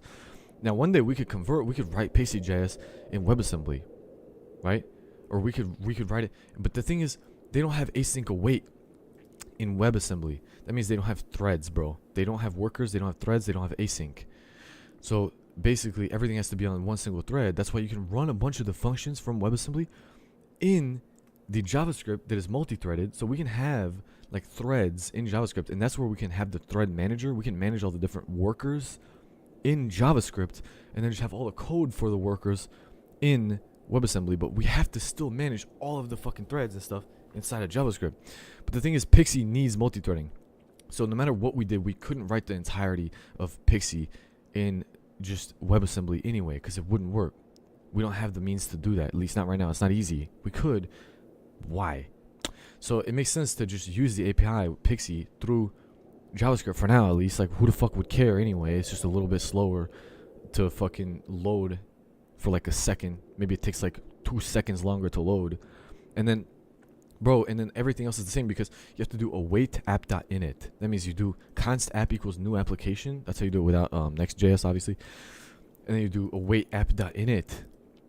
That means you have to wait for it to initialize the app, and then you have to add that app to the fucking document, the HTML document, right? So it actually creates the fucking HTML piece, the HTML tag, and it fucking adds that to the fucking Pixie container, which is already meant to be in there. I think I can double check. I'm not actually even sure. I haven't looked. I don't even think it. Dude, honestly, I don't even see any HTML code. I think this thing works without HTML in the beginning. Oh no, index.html. There it is. Yeah, so there's a Pixie container. So it has the body, then it has a div ID app, and then a div ID Pixie container in there. But it's empty. That's it. And then the code goes, okay, document.getElementById Pixie container, which is in another container called app. Div ID app, and then it gets the element by ID Pixie container, which is inside app, and it does append child app.canvas. So when we add the app.canvas, that's literally just the fucking application object that we've retrieved from Pixie. But we awaited that. We awaited for that with multiple threads, meaning it has to be async. So this whole function is in an async. This is the example for Pixie.js itself. Like on NPM, this is the example. The fucking it's in a lambda body, meaning it's in an anonymous function that is being called. It's calling itself. Like as soon as it's declared, he calls it. So you put the lambda, the async lambda, inside of a parenthesized expression, and then you put parentheses after that to call it. You know, you've seen that before, bro. But except this time it's async. That's the only thing that's stopping us from basically just making this a whole fucking WebAssembly thing. So, bro, basically you could have like threads or workers that are calling the different API functions that we need within Pixie from a class structure that we have within TypeScript, but it's not going to be like the player class and shit. It's not going to be like the fucking entity class. It's just going to be like, yeah, sure, there'll be like an entity class, right? But it'll be just a networker. The networker has, okay, here's a game object we need to draw. What's its drawing function? And then we have a map of either draw circle, draw square, whatever. We implement that in TypeScript, and then we choose which one of those it is inside of WebAssembly or whatever, right? Assembly script. And then it will fucking go in there and it'll reference whichever function we need to call, and it calls that function. It goes, okay, hey, draw that to the screen, right? But that's all handled inside of the regular old dumbass fucking TypeScript, right? But we can modify that. The nice part is now I managed to get everything to use the regular TypeScript compiler, except if I make a change to the TypeScript compiler, I need to make a change to assembly script as well. So as long as we keep assembly script and TypeScript in sync, we can have a coding paradigm, which is just make everything in TypeScript. And then we can have a programming paradigm, which is just have everything be in modules. And then if we reference the modules from TypeScript to assembly script and back and forth, then we have a closed system that is self-managed and it's not going to be prone to error. So then, bro, all we're going to do is we're going to use my new programming language, which I'm going to make in literally 10 minutes right now once I'm done talking to you about this. You know, by the way, assembly script, I was recording this. Luckily, I was on live stream.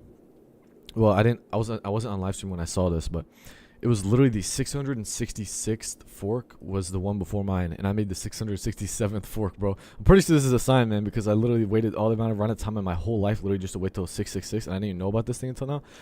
But, bro, so, like, also my mouse currently on the TypeScript parser for Microsoft is literally on line 8,555. I don't know how the fuck that happened, bro, but I didn't do it on purpose.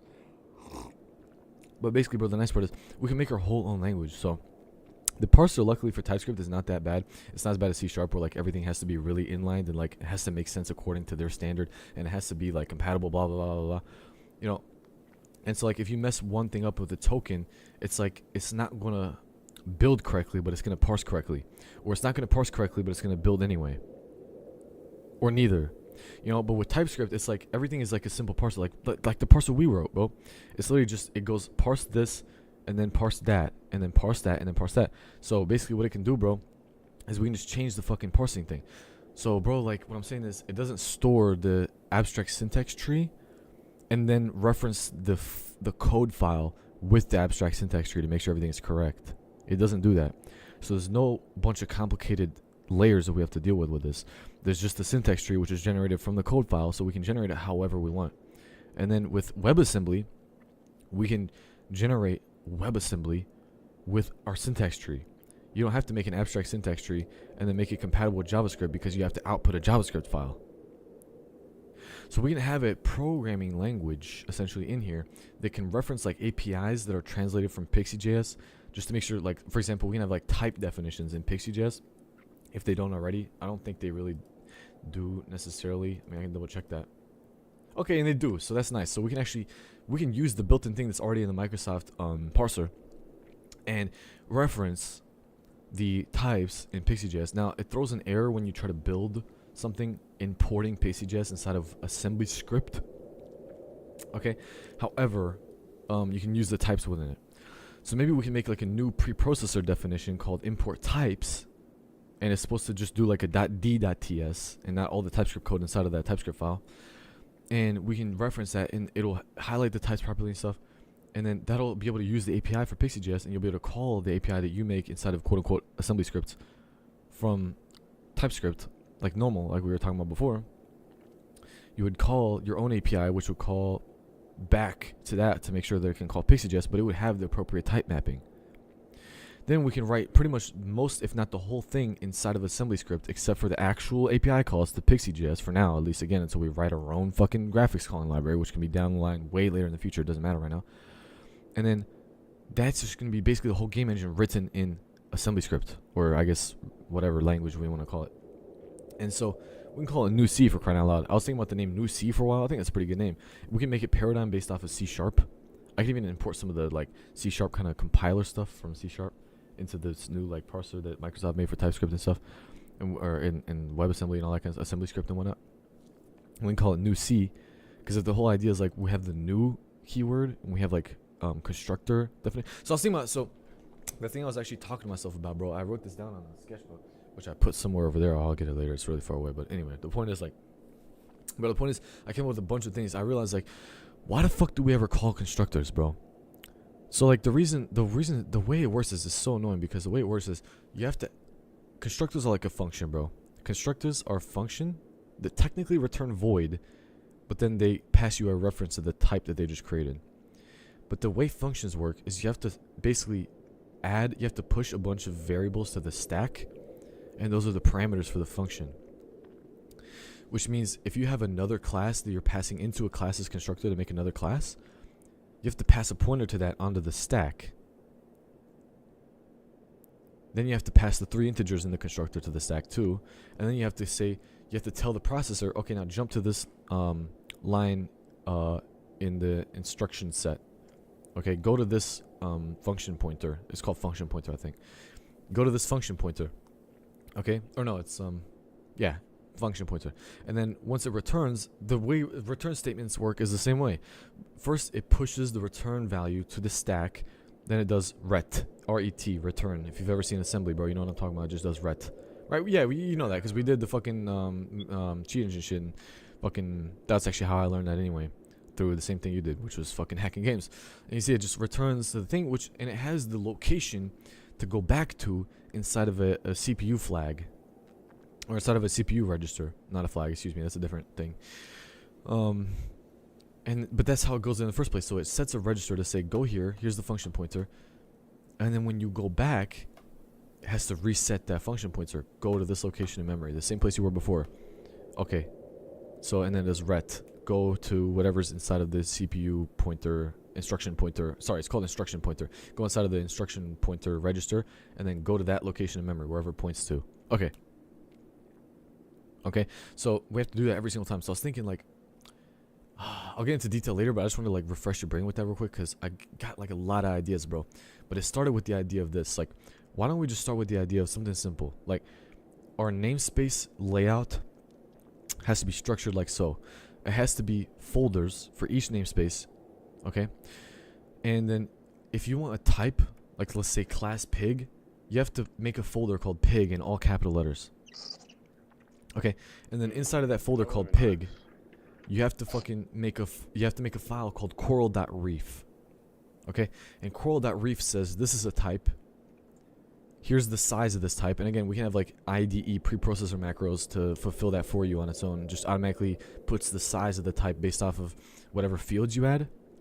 It says it detects that this class has updated size. Would you like to change the class size flag? Yes, hit enter, and it changes that little preprocessor flag. It can be like hashtag size or something, right? Or it can be like, it can be a comment. I don't know. It can be like fucking slash star size and star and then another slash. It doesn't matter, right? You just do whatever you want. And then you declare the different fields for the class. So you just do like int b, boolean c, whatever.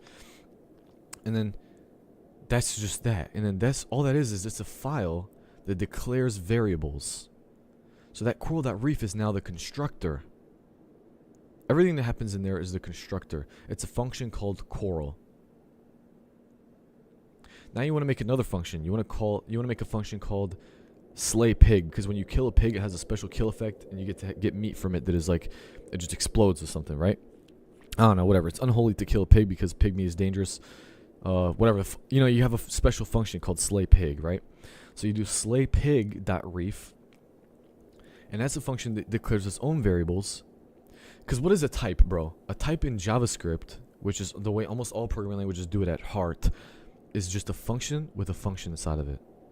In the old days, there was no classes inside of JavaScript. You just had a function, and then in there you would do this dot whatever, and that would change the prototype of the object that is represented by the body of the function. The body of the function represents another thing with curly braces, but not curly braces to define a function body. Curly braces define a fucking object initializer. It represents that. It corresponds to that. Because you can declare a function in there. The function is not global. But if you do this dot slay pig equals the function that you declared as a variable earlier, this dot slay pig equals slay pig, semicolon, now you have a function in there called slay pig. That's how you used to do it every single time. Right? So what is that, bro? It's just a function that's returning an object because it's allocating the memory for the object inside of that function, just like a constructor does. Except constructors have to be more statically compiled to be more intelligent. So you predict the size of the type and all that kind of stuff. You have static attributing and shit like that. Compile time fucking reflection information and shit. But that's just all like higher layers on top of just a function inside of a function, bro. So function has a constructor inside of it, or it doesn't even have to have one. Like back in the day, that's how you used to do it though. Like you would call a function which would literally get you like the type. And it's like, what the fuck? And it's just like retarded. So basically what we can do is think about it like that. You have a function, and the function can be static. So the new rule is now all private things have to be a file that starts with an underscore. All private types have to start with an underscore. All private functions have to start with an underscore. All static functions have to do s underscore. Wait, what do you mean that's what you're doing right now? What? I'm coding the WebSocket right now, and I have them like I do. Oh, you have them. Underscore. Oh yeah, nice, bro. That's really good. See, that's what I like about you, man, because you know the good coding practice stuff. The thing that you always go down on yourself about that I really hate about you, man, is that you fucking attack yourself for like not being good at coding, bro. It's not true, man. You're actually a really good fucking coder, bro. You know the good practice stuff, and you know how to do shit well. It's just when I do stuff that's really advanced, you're like, what the fuck is he doing? But that's just like me knowing advanced shit. Like that's all that is. Like you actually know how to code, which is the thing that's really nice. But anyway, that's beside the point. But bro, like, yeah. So static. Okay. So listen. So there's no keywords now, bro. There's no. Excuse me. There's no accessibility modifiers, and there's no protection modifiers. There's gonna be no visibility modifiers, in other words, right? So no public, no static. That's all just, if you have a field, well, what is a field, bro? A field is something you declare inside of the constructor, corral or coral.ref. And you can include these files, by the way, as type definitions, so you don't have to call the function to include the file. You have to include the file, and then that'll pass you an object that you can reference into either as a function by going like import document, or let's say import module from module.ref. Or, I mean, from the folder name, right? The thing that's in all caps or whatever. So you do import module from whatever. And you can do module dot something if there's a static field in there. But that means it has to be a static function. So it can declare variables in there. But now you're actually accessing the prototype of the function itself. If you want to call the function, you just do module parenthesis parenthesis. Or in this language, you'll be able to do semicolon, semicolon means just call it. You have to do open parenthesis, close parenthesis, semicolon normally, or you can just do semicolon, semicolon. That just means this is a function overload, so just invoke it. Right? So, and then this spawns for a lot of ideas, because whenever do you need static variables? You have constants. When do you need constants? Well, if you have the coral file, the coral, you can make a static coral too. So you can do s underscore coral. But the constructor always has to be called coral, because when you make a type, you can use the new keyword, and that gives you a pointer to that, and that means you have to invoke it, you have to construct it like a struct. Okay, so this spawns for the other idea. So when you have constructors, there's a lot of things that go into that, right? You need to know a lot of information about the user, you need to collect a lot of data, you need to know ahead of time as much as you can know ahead of time, but really you don't get to know much, because why? You have to pass variables as parameters into the constructor, meaning you have to create objects to create the object, because you need to pass it constructor parameters. So instead of doing that, you have a function called coral.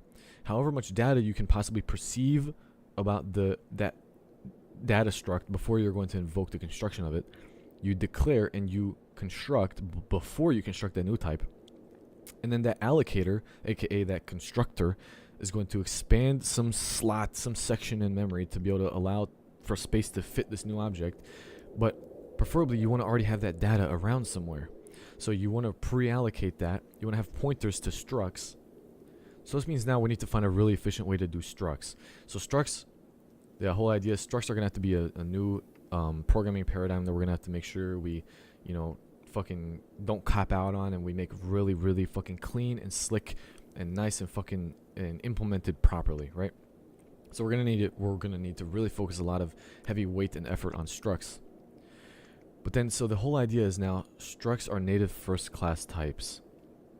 Struct keyword is now necessary before all struct types, meaning we're going back to C days. We're going back to C, bro. Because back in C, you didn't even have classes. You didn't even have functions inside of classes. You had to put the struct keyword before each type definition that you made that was a struct that you would use as a reference to the type to declare a variable or to have a parameter inside of a function. You had to put struct sprite equals, or struct sprite texture equals new sprite. But there was no new back then, obviously, right? You had to allocate it.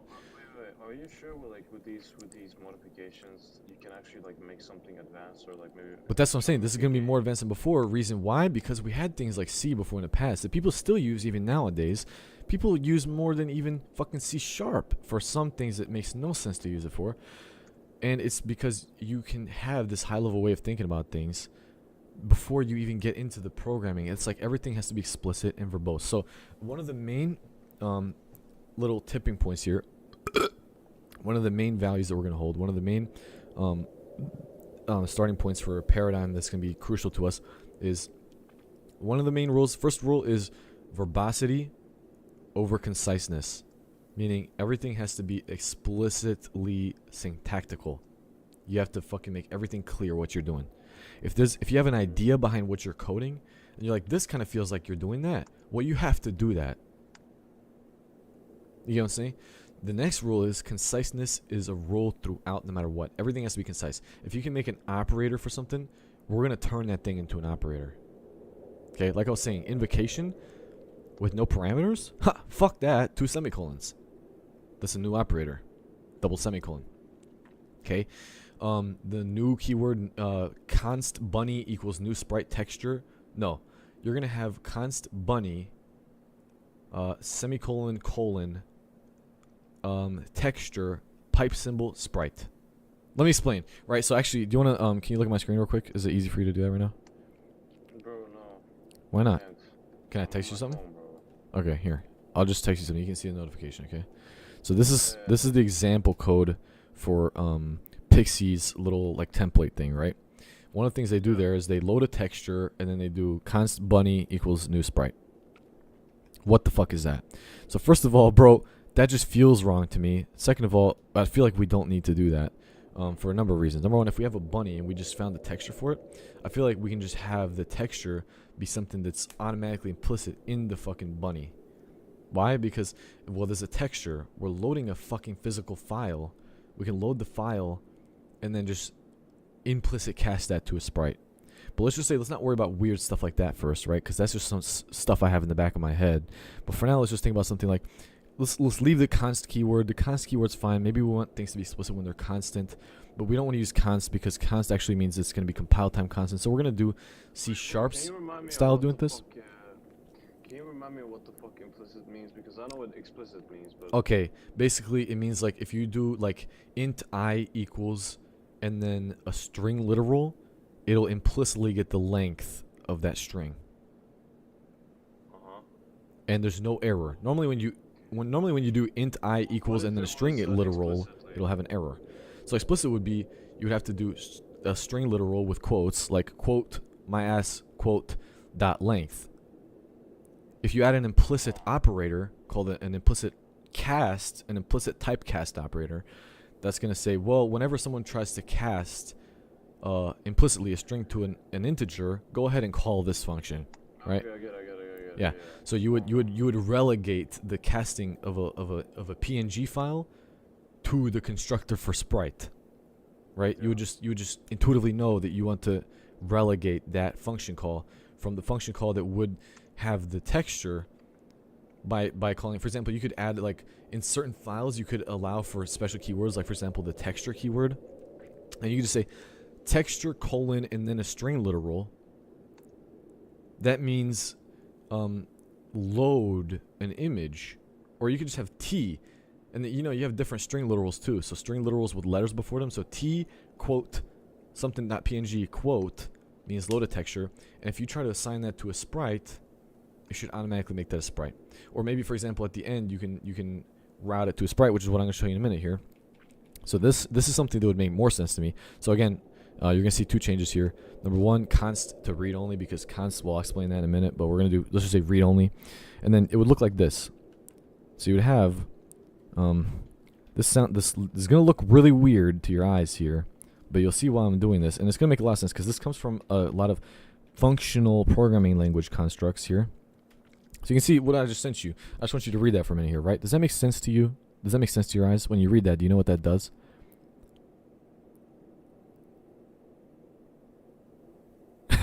Looks weird, I know, right? But do you know what that does? No. Okay, so texture, lowercase texture, you see that, right? Texture is actually a variable that we declared earlier, which contains the PNG image. Bunny is the identifier for a new variable that's read-only. Okay, so we're declaring a variable of type sprite. Why? Because I'm doing texture and then I'm piping it. You see the pipe operator. Pipe is literally the thing that looks like an I or an L. The thing you use in Minecraft, and when you type it in Minecraft, it splits into 2 lines instead of 1. That's the pipe. So in something like F sharp, there's the pipe operator, which looks like that. The piping concept is a thing from functional programming languages, which means non-object oriented programming, just for the most part, most of the time. But basically what they do is as simple as you take this variable, pipe it into that function. Okay, so it becomes the first parameter. So for functions that only have one parameter, or you can even do tuples, which a tuple, I know you know what that is, or a tuple, sorry. Basically, it's like this. That's a variable. I mean, that's an object, right? Obviously, we're gonna do it the nice and JavaScript way, which is where you just do like an array, or maybe it can be like an object, whatever. Doesn't matter. We'll figure out what the best way to do that is once we figure out all the different things, all the different interactions that we're gonna have and stuff. We'll decide what's best, right? But a tuple just means like multiple things in one object, and then you can pipe that to the function. So let's say sprite needs multiple things. Like I want a scaling size. Okay, well I can do a texture, and then I want to scale it to 32 by 25. And now this becomes, what I'm about to send you now is an expression statement. It does nothing, but let's just say this instantiates a new sprite.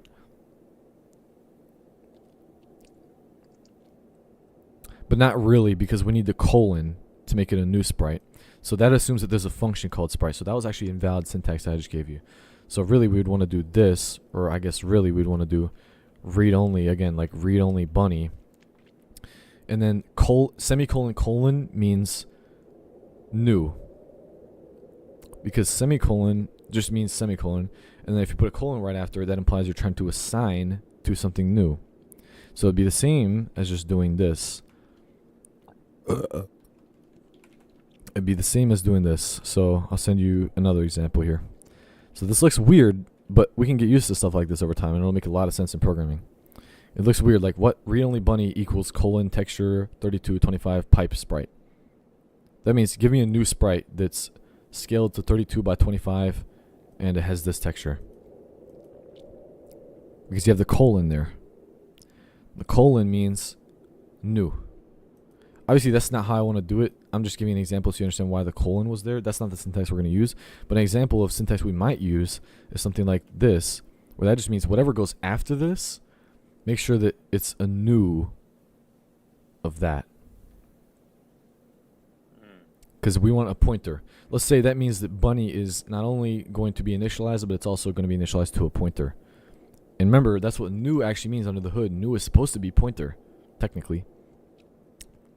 Back in the old days, new meant allocate memory with this struct constructor, but also give me a pointer to that location in memory once you're done.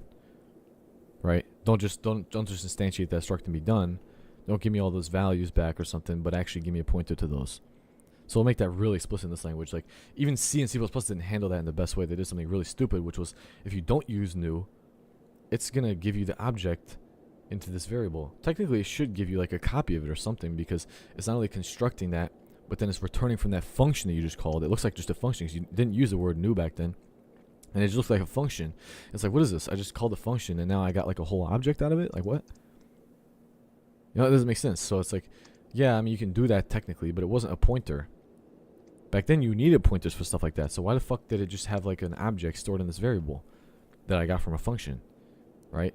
Like, did it not? It didn't copy the variables, but it's supposed to, because if I call a function and do that in C++, I'm supposed to get a copy of it, because I didn't call the pointer overload to the function. I didn't call it into the assignment or initialization of a pointer variable. I just called it, and then I got a struct back that was not a pointer to a struct. It was just a struct.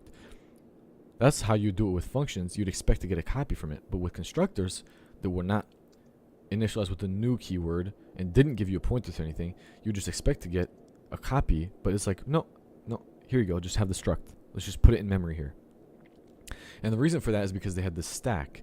So those will be stack allocated structs. So that's a really confusing construct. So things like stack alloc, those are going to become completely explicit in this language. So if you're allocating something on the stack, it's going to have to be explicit as fuck with the struct keyword, bro. So from now on, structs, and if you want the struct on the heap, you have to do ref struct, ref, reference, meaning you have it's ref struct, and then the thing, because we're not gonna have the new keyword unless you specifically want a pointer, but you can also collapse the new keyword into a colon or whatever, right? So you do ref struct, and if you want like a, so you know, if you, and that sounds like a pointer because you get a ref struct, but that's just to put it on a heap. You can have a pointer to something on the stack. Oh god, here we go, right? I know, but you can.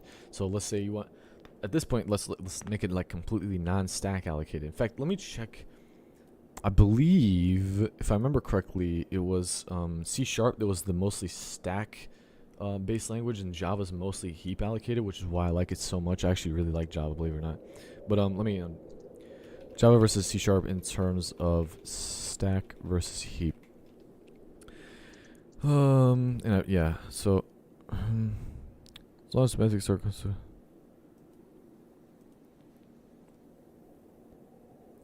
Yeah, right. So C# is mostly stack allocated. God, that's so fucking gay. So no, like we're gonna mostly have it be heap oriented, but except for structs, and that's why I use the struct keyword. Struct means stack unless you use ref struct.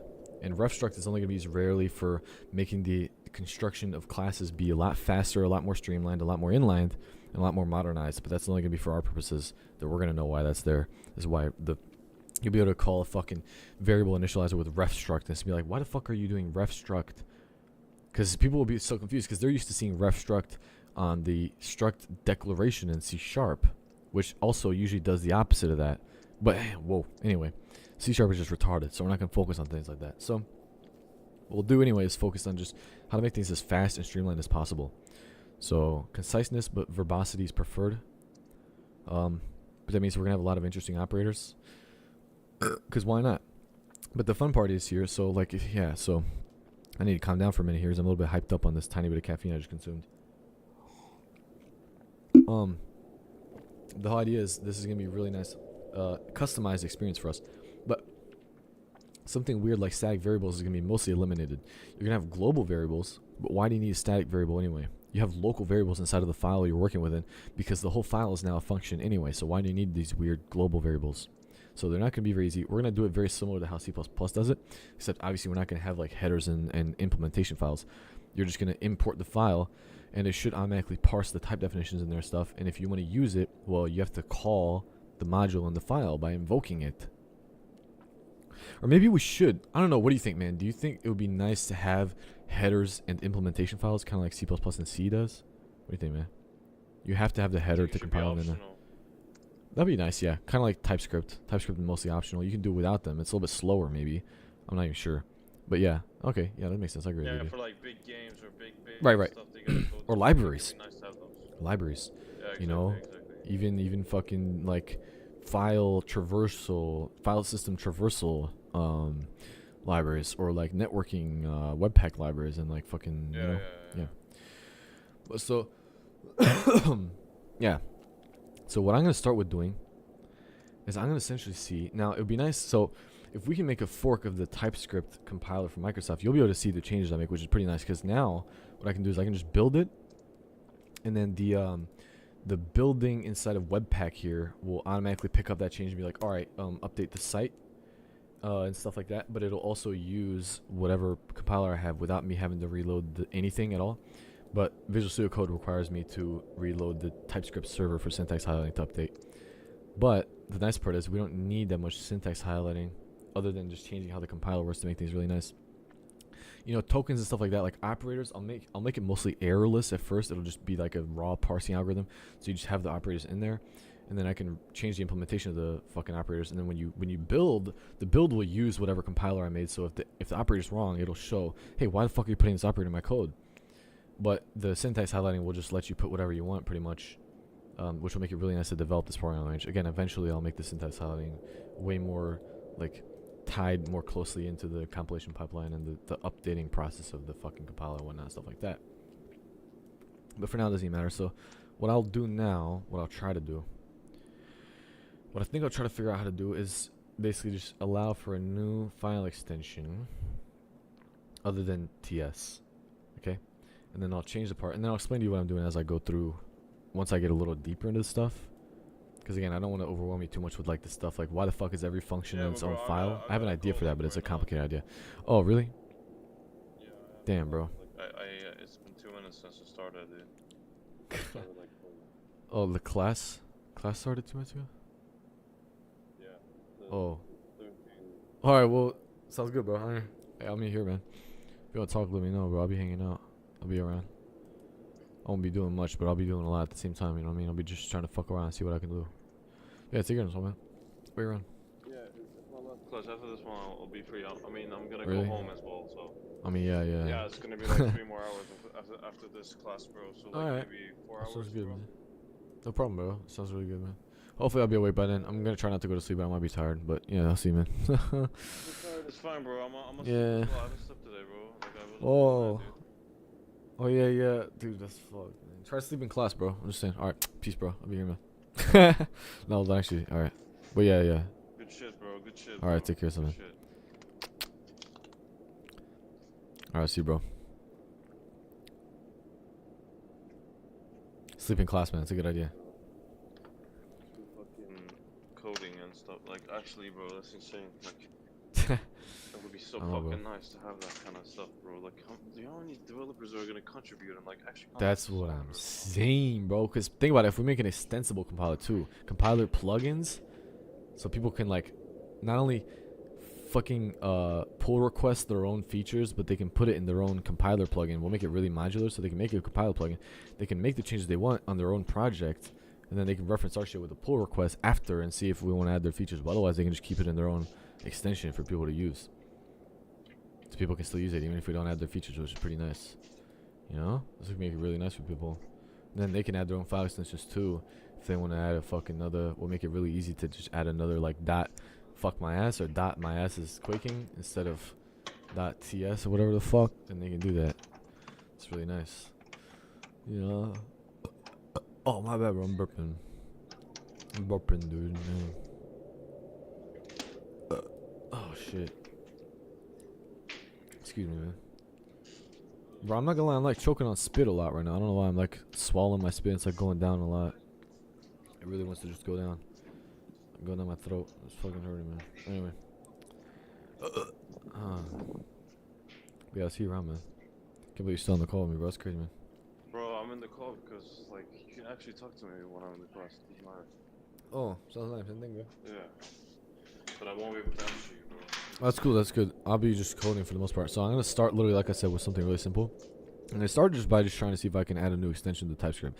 So if I can add like a file extension to an existing compiler, it's gonna be really nice. I tried doing that with C#. It didn't go so well, but we'll see. Talk to me when you, like text me questions, I can like type you in the chat, bro. Yes or no. Yeah, no problem, bro. I mean, I'll just let you know what I'm doing. If I come up with something like really fucking insane, bro, I mean, I'll let you know. Probably I'm not gonna be doing much for the most part, though. Like I said, I'm not flying. I'm probably just mostly gonna be sitting here figuring out how the fuck to make it actually work. But again, we already know we can edit the compilers, which is pretty nice. So we can make shit make more sense at least, which is really nice. Bro, I have to And fucking then go we have to a good the gym, program language bro. too. Like, holy fucking shit, dude. No, what? As fuck, dude. No, I'm skinny, bro. Don't even worry about it, man. I'm way skinnier than you. Don't worry, man. It's all good, dude. Yeah, but it's like I gotta fucking like. I have 1.5 arms, bro. I have 2 arms on my body, but I actually have 1.5 arms. You know what I'm saying? Like, it's good, dude. It's crazy, bro. I have like no fucking arms on my body, dude. Chill. It's okay, man. Dude. No, I'm good. I mean, you're good. Chill, man. Alright, take your time.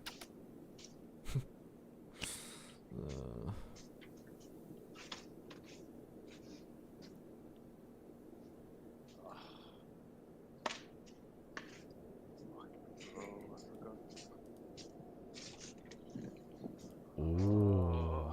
I found some shit, dude. I'm doing pretty good. Bro, I forgot to refill my bottle, bro. Like, Jesus. Bro, you know how smart I am? Bro, I actually just filled it. I feel so good, man. But you should feel it. But guess how smart I am, bro? I just figured something out. I'm so smart, man. Bro, I just figured out something so good. It's basically like I was trying to figure out how to do this. I was like, like how am I gonna find the thing I need to change in this to make it so we can add new programming files to this fucking compiler, right? And I went, dude, let me figure out where I need to go look. And I was scrolled down. This is so smart, bro. I scrolled down. I went into path.ts, path, you know, like file path. And I scrolled down and I was like, what am I supposed to do here? And I found has extension, bro. I found path. If it says has extension, it means does it have a dot in it? And then below it says file extension is. And I was like, oh, bro, that's how they do it. So now I can just go in here. I can find all references to file extension is, bro. And then I'll see when it compares if it's the .ts file, bro. And then I can just like make it check. And if it's that, it'll use a different parser implementation, bro, basically. Damn, I'm so smart, man. It's insane. Extension.json. They have like an extension. Structs, this is so smart, bro. I just now found they have a .ts thing, so I can actually add an extension in here, so it knows which extension the fucking file is in the parser, bro.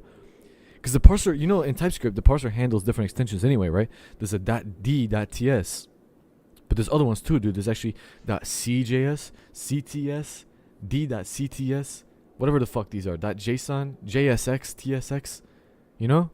So, bro, now I can go in here and I can add one. Down here, I can just say reef equals reef. Okay? And bro, I can go look for the uses of TypeScript, the .ts, and I can see what the fuck uses that, bro. So let's see now, like, alright. I can see now, I can try to find maybe. If we have program, this parser, in parser it does this. Also, yeah, if file extension is ts, and then it also checks like, oh, okay, damn, bro, and then there's something in program too. This is crazy, man. I actually figured shit out. File extension is one of get implied node format for file worker, all types, utilities. There's a lot of usages, bro. I'm not gonna lie, but I can probably figure it out. Project.ts. Has no TypeScript source.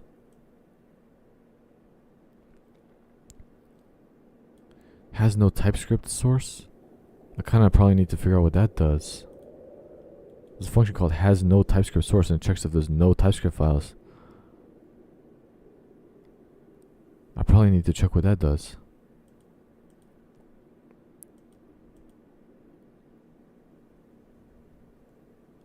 Type acquisition enabled. No config files. Remove the. Wait, you said you what? Dude, I'm like in a classroom right now that's empty. I'm smoking fucking some cigarettes, bro. Wait, are you serious? Window open. Show me the cigarettes, bro. I want to see them. Actually, no, never mind. Oh, okay. No, they're like electronic cigarettes, bro. You Oh, yeah. into, like, a little thing. Oh, yeah. That's cause... Yeah, I can't smoke a real one inside, bro. What the fuck? Very stupid, bro. Like, yeah. I know, but well, I don't know, man. Bro, I ain't trying to pay like 15,000 crowns. Bro, Fucking what school, bro. the? Yeah, That's that's like crazy, $1,400, bro. dude. That's a lot of money, man. I could fucking buy like pounds of weed with that. Oh, shit. Bro. I buy like 5 pounds of weed with that. Like fucking, bro, we're gonna make like $5,000 each month of this game. Wow, Smoking bro, I hope is so, guaranteed, man. Dude, I'm gonna have like pounds. I could smoke a pound in a month, bro, and I could buy multiple pounds a month. Can you believe? Oh, that's crazy, man. Bro, I know. Oh, bro. I'm telling you, we gotta make this. Like this guy, we have this guy. Like Oh, he's yeah, actually, that's he knows crazy. a lot of contacts, bro. Like he told me like. I mean, I know a bro, lot he of like knows parts of my everybody. dick, but then again, I don't go around telling people that. Like, Bro, I'm just saying, I'm like, this sorry, guy's bro. Okay, actually, like, he's wanted to build this company for a while, bro. I've known him for like a I know, year. bro. Like, I don't know, man. I mean, I believe you, I but know. I'm still like so depressed, bro. But I don't want to get up and work every day, though, man. That's the problem. Like, I need weed to do that, bro. I'm not gonna lie. Wait, I should smoke something. What am I doing? What? I have shit to smoke. Wait, I have a whole bottle of spice, dude. I can just smoke it. I can use this for the next couple of months and get as high as I want, and then I have the money to get more weed. What am I doing, bro? If I want more weed, I can get as much more weed as I want. Why am I thinking like I need more weed when I have like super strong weed right here? What? Alright, Am I fucking stupid or now, something? bro, alright? Alright, take your time. It's okay. Okay. It's okay, man. Don't worry. Anyways, so I'm gonna figure shit out now, man. I don't know what this shit is, but I'm trying to figure it out, man. This function is only ever used once, so it shouldn't be that bad, but let me try to figure it out. Oh, there's a lot to learn here with this weird parser, man. Like, they have a lot of weird shit going on here, you know what I'm saying? It's like a lot of weird shit to learn, man. I don't understand what this shit is, really. Has no type. I just don't understand what it's doing. Like, why do they need so many usages of, like, literally everything they make? Like, this is crazy, man. Type acquisition. I don't even know what that means, bro. Excuse me. I don't know what type acquisition is. I'm not gonna lie, man. Explicitly specified type acquisition. No, I don't understand. Like, what?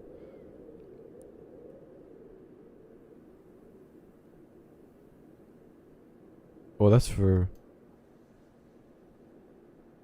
See, I don't really understand, man. I'm not gonna lie.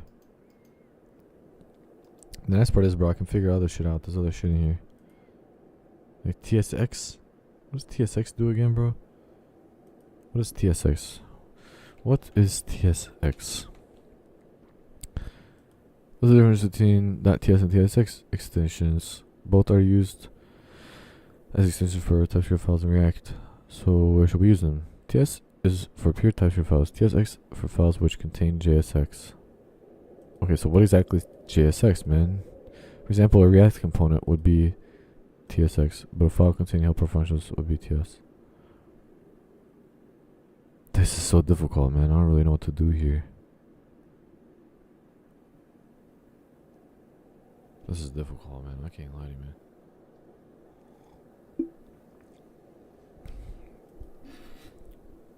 This is really difficult, man.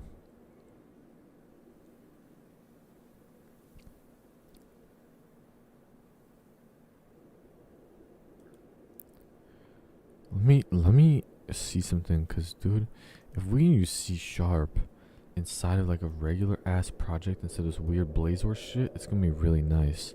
Cause then, man, let me think for a minute here, man.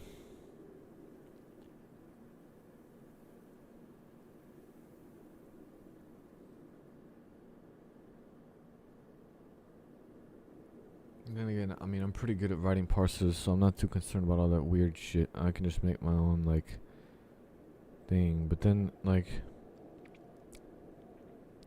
then again, the syntax highlighting, I can't even get to update inside TypeScript, so what would be the point of using their parser anyway? Other than have, like, a weird, nice language. But then we can use a slightly modified version of TypeScript within the website just to make the basic shit, and then have a whole new programming language. So that's what I'm thinking, like, why can't we just, like, use something? Okay, languages that I can use within a Webpack project as WebAssembly. C, C++, Rust, Go. Yeah, obviously stable for production usage in production. Stable for production usage in production.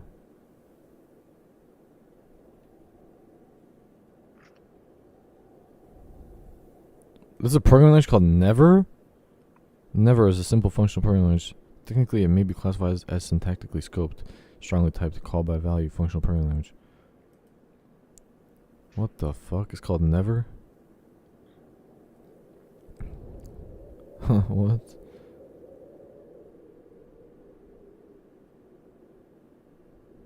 What the fuck is that shit?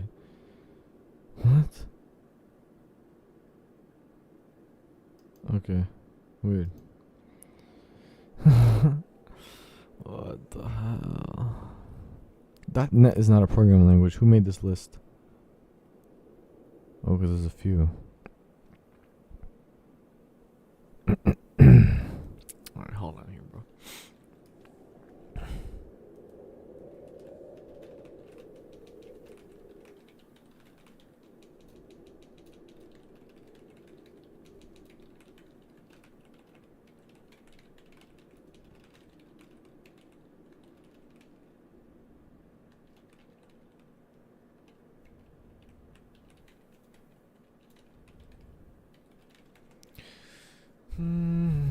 Oh, you can. Nice.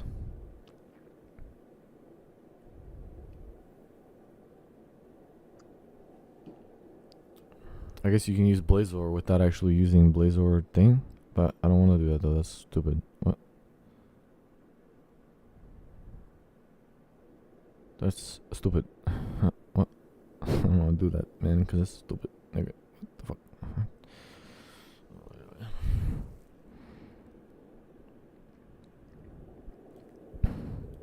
What is this shit? Oh my god.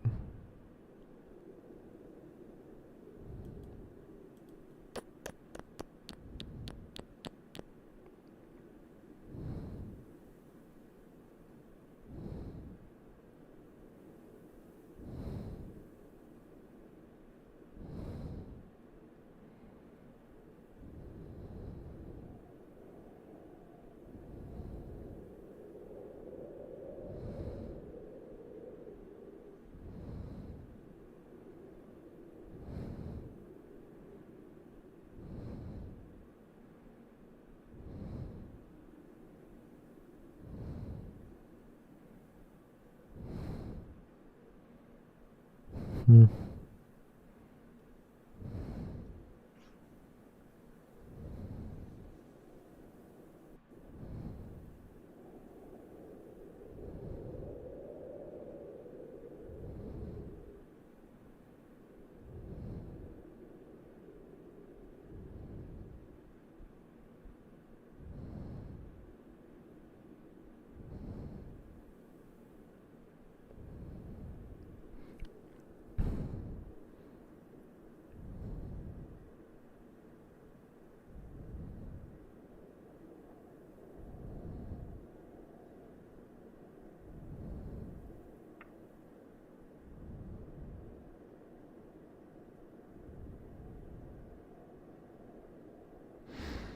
Hmm.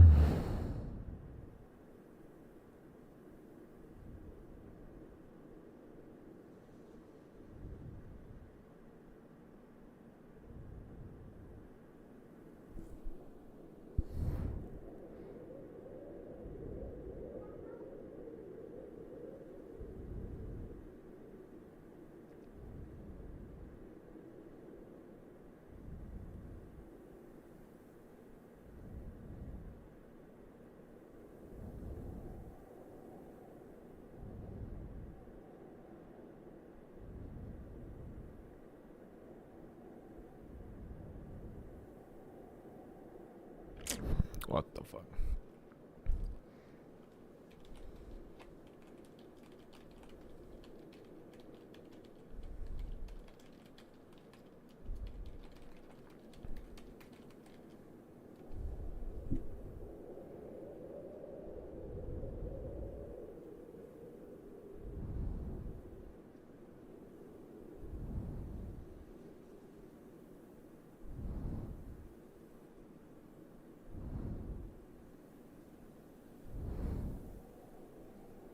What the fuck, you asshole? No, that's the ops. I already set up the fucking TypeScript project, you jackass. This whole point of me asking you how to teach me how to use .NET on a TypeScript project, you fucking animal. You still made it the whole fucking problem. You know the whole fucking problem. It's insane, bro. No. Make it generate TypeScript. I want it to have TypeScript type definitions. That's the whole fucking point. Whole damn fucking animals. So retarded, bro. I swear to God, man.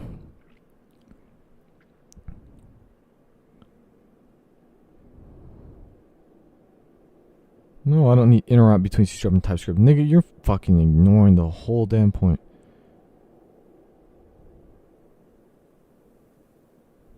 Oh my goodness gracious. Alright, let's just try it. Let's just try what it says to do. Okay. So, we're gonna basically come in here and make a fucking split terminal. No, I'm gonna make a new fucking terminal. Do we have the .NET command here? Yes. So .NET. And can I just use the command palette to do this? That'll be nice. .NET. Can I just do like .NET? Okay. There. New project.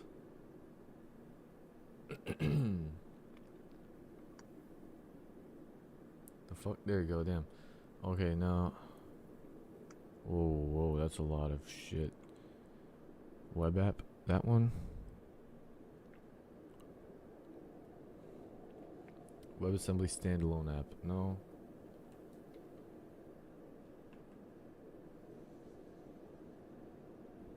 Let's just try that. No, I'm gonna call it.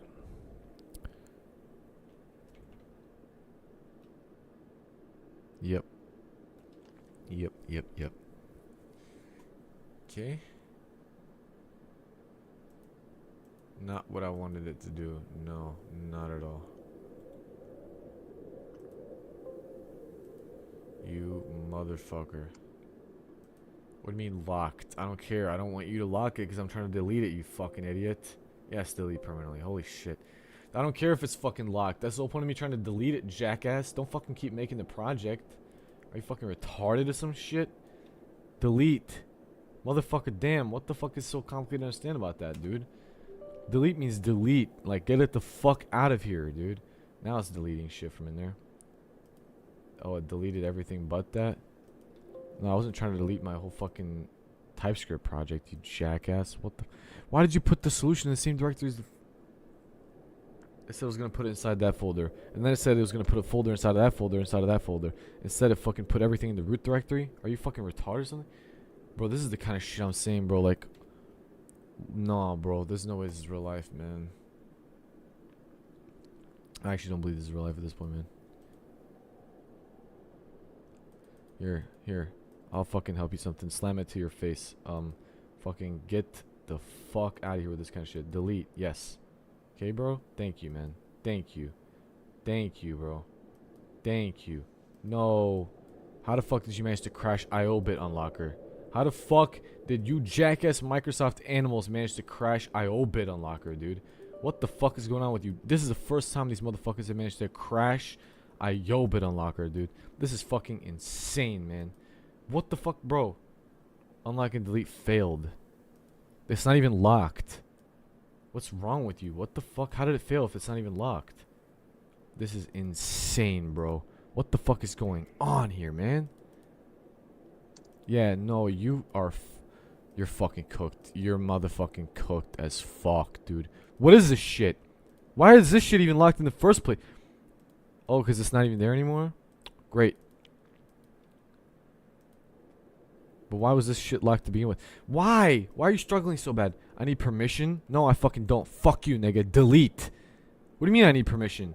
I am that fucking user. What are you talking about? It's saying my fucking regular, the only user on the computer. I need permission from it. I'm signed into that fucking user. Are you insane, bro? This is fucking insane, dude. Nah, what the fuck? Bro. Wow, man. This is making me really severely fucking mad. I'm being genuinely, sincerely serious, man. I don't know how else to put it. This is the most aggravated I've ever been in my fucking life, man. This is the most insane thing I've ever seen in my entire fucking existence, dude. This is fucking, like, mind-boggling, dude. I don't even know how else to, like, fucking... What the fuck? We're stuck here, man. We're stuck on a fucking hellhole with no options in life. This is insane, bro. I don't believe this is real, man. For real, I don't, dude. What is this fucking shit, dude? Are you serious, man? Like...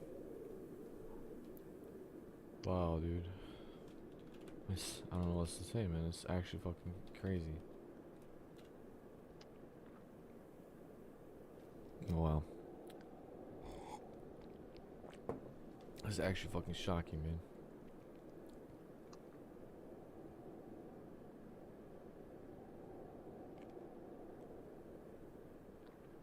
Wow. We're in reality right now, man. Oh, that's crazy, man. Time to relink the TypeScript thing and shit. Luckily, I already set it up inside of the TypeScript folder itself. Now I just have to do the delete and link thing again. To fucking completely start over because this shit's so retarded. Okay, delete. Yeah. Why the fuck do you need a copy of TypeScript anyway? Oh, and then I need to remove that weird like undishi types thing or whatever because that's like retarded and nobody uses that anyway. It's not even being used by this entire fucking project. Why is that even in here if it's not being used? I don't get it. But so many fucking packages in here are not even being used. I don't understand it at all, but whatever. Okay. No, I can't use npm inside of PowerShell. Oh, I caught myself that time, man. God, that's so annoying, bro. npm link TypeScript. Thanks. Appreciate it, man. What?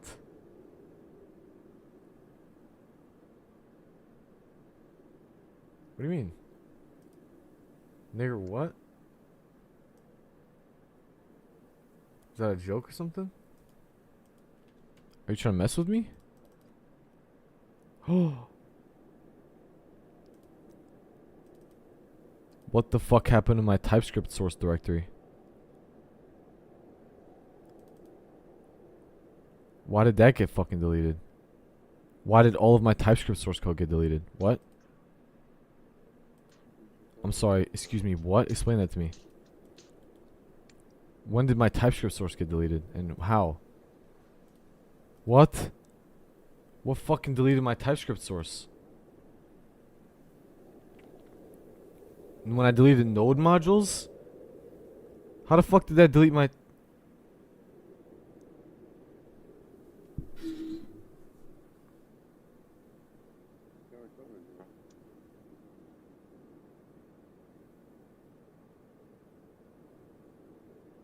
What'd you say, bro? What'd you say, bro? Huh? You're cutting out, man. What'd you say?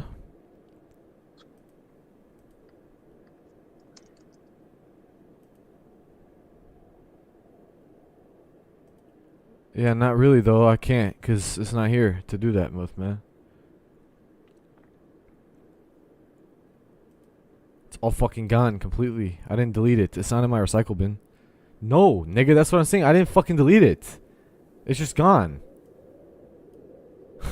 That's the funny part you're not fucking getting. It's fucking gone, dude.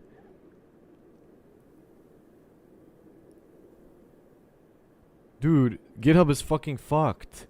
It doesn't fucking work with this shit. I thought I told you that. Remember how it wasn't fucking working at all? It can't. First of all, I deleted the fucking Git shit, so now GitHub is freaking out too. So GitHub fucking the GUI thing is completely fucked. So even if it was on GitHub itself, which I can't put it on for some reason anyway, no, it's fucking gone. So no, there's no recovering it. It's gone, dude. Like, this shit is making me really fucking aggravated, man. I mean, that's the most fucking...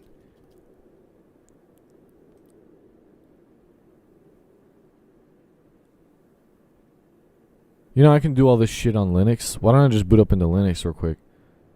I can do all this shit on Linux. I just can't fucking make C# in Linux. I don't need to make C#, nigga. We can fucking work on TypeScript all we want all day just fine in Linux. I'm about to fucking go back to Linux, man. Yo, real quick, give me a minute, actually. Hold on, let's see if I have my login in my fucking Discord. No, I'm sorry, man. I'm done with this shit at this point, bro. There's no fucking way I'm doing this shit again. No. There's no way I'm wasting my time with all this shit ever again, man. That's absolutely insane. I might as well, if I have to re-extract the fucking thing anyway, I might as well, since you can't use Windows file systems in Linux, realistically, anyway, I might as well just fucking go in there. I might as well delete this fucking hard drive since it has a bunch of shit in there I don't need anyway. Nah, fuck that, but like... Actually, I might as well, dude. Like, fuck it. I mean... Nah, it has shit I actually do need in there, but... Wow. Hold on, do I at least just in case have you on my Discord on my phone? I know I do. Oh, my phone logged me out. How about that? That's really nice, isn't it, man? Well, might as well make sure I can log in by trying to log in on my phone right now. I haven't logged into this Discord on my phone yet anyway, so let's try it. If I remember the password, I think it's just something retarded like that, probably. Nope. With the QR code. I know, but I want to be able to log in on Linux, you fucking idiot. That's why I'm checking that I have the password.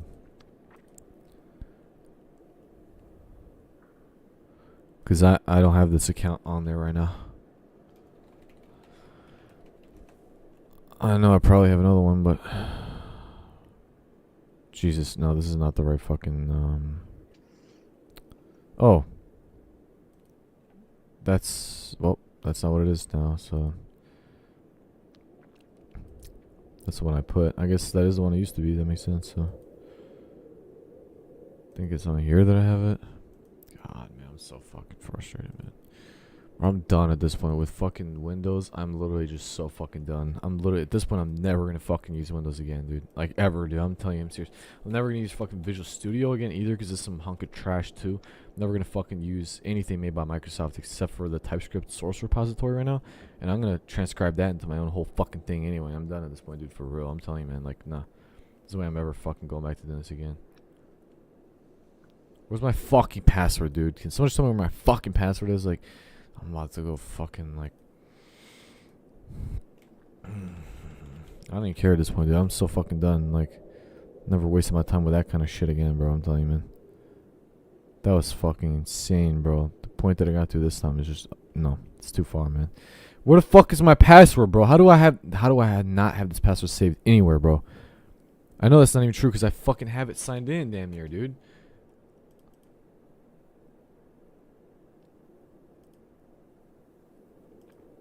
Okay, that means it's this one. Man, this is pissing me off, bro. What? What? What are you talking about?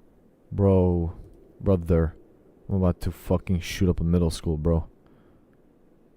Oh, you're saying I can log into PC with the QR code. Ah. Oh, you're so smart, bro. I forgot, man.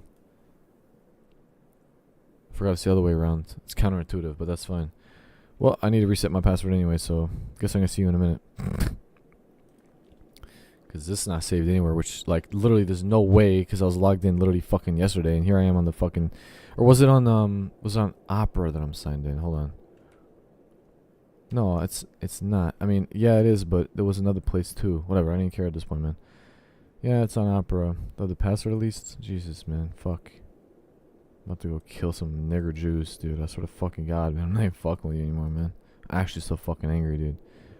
There's nothing to be good about this world at all, man. Like, at all, bro. It's all some fucking trash. Like, for real, dude. I might as well deserve to take over the world because this is some retarded shit, for real. I don't have the means to do that. I don't even fucking want to. It's just so retarded to be on this planet. I don't want to fucking live here. I mean, for real. It's actually so fucking retarded, man. Okay, there's my password. That's the one I just typed. I don't know what you want me to fucking say. Is it not? Oh, it's not, because I typed it wrong. Like a dumbass. Holy shit. Because I get so fucking frustrated, man. I fucking missed 2 letters, bro. Holy shit. Okay, there you go, man. So I shall be right back, bro. In the meanwhile, I'm gonna fucking answer on my phone, because why not, bro? Huh? No, I don't want to fucking have custom app icons, nigga. Kill yourself. I'm not paying you, fucking, you dirty Jew. You fucking dirty Jew thing.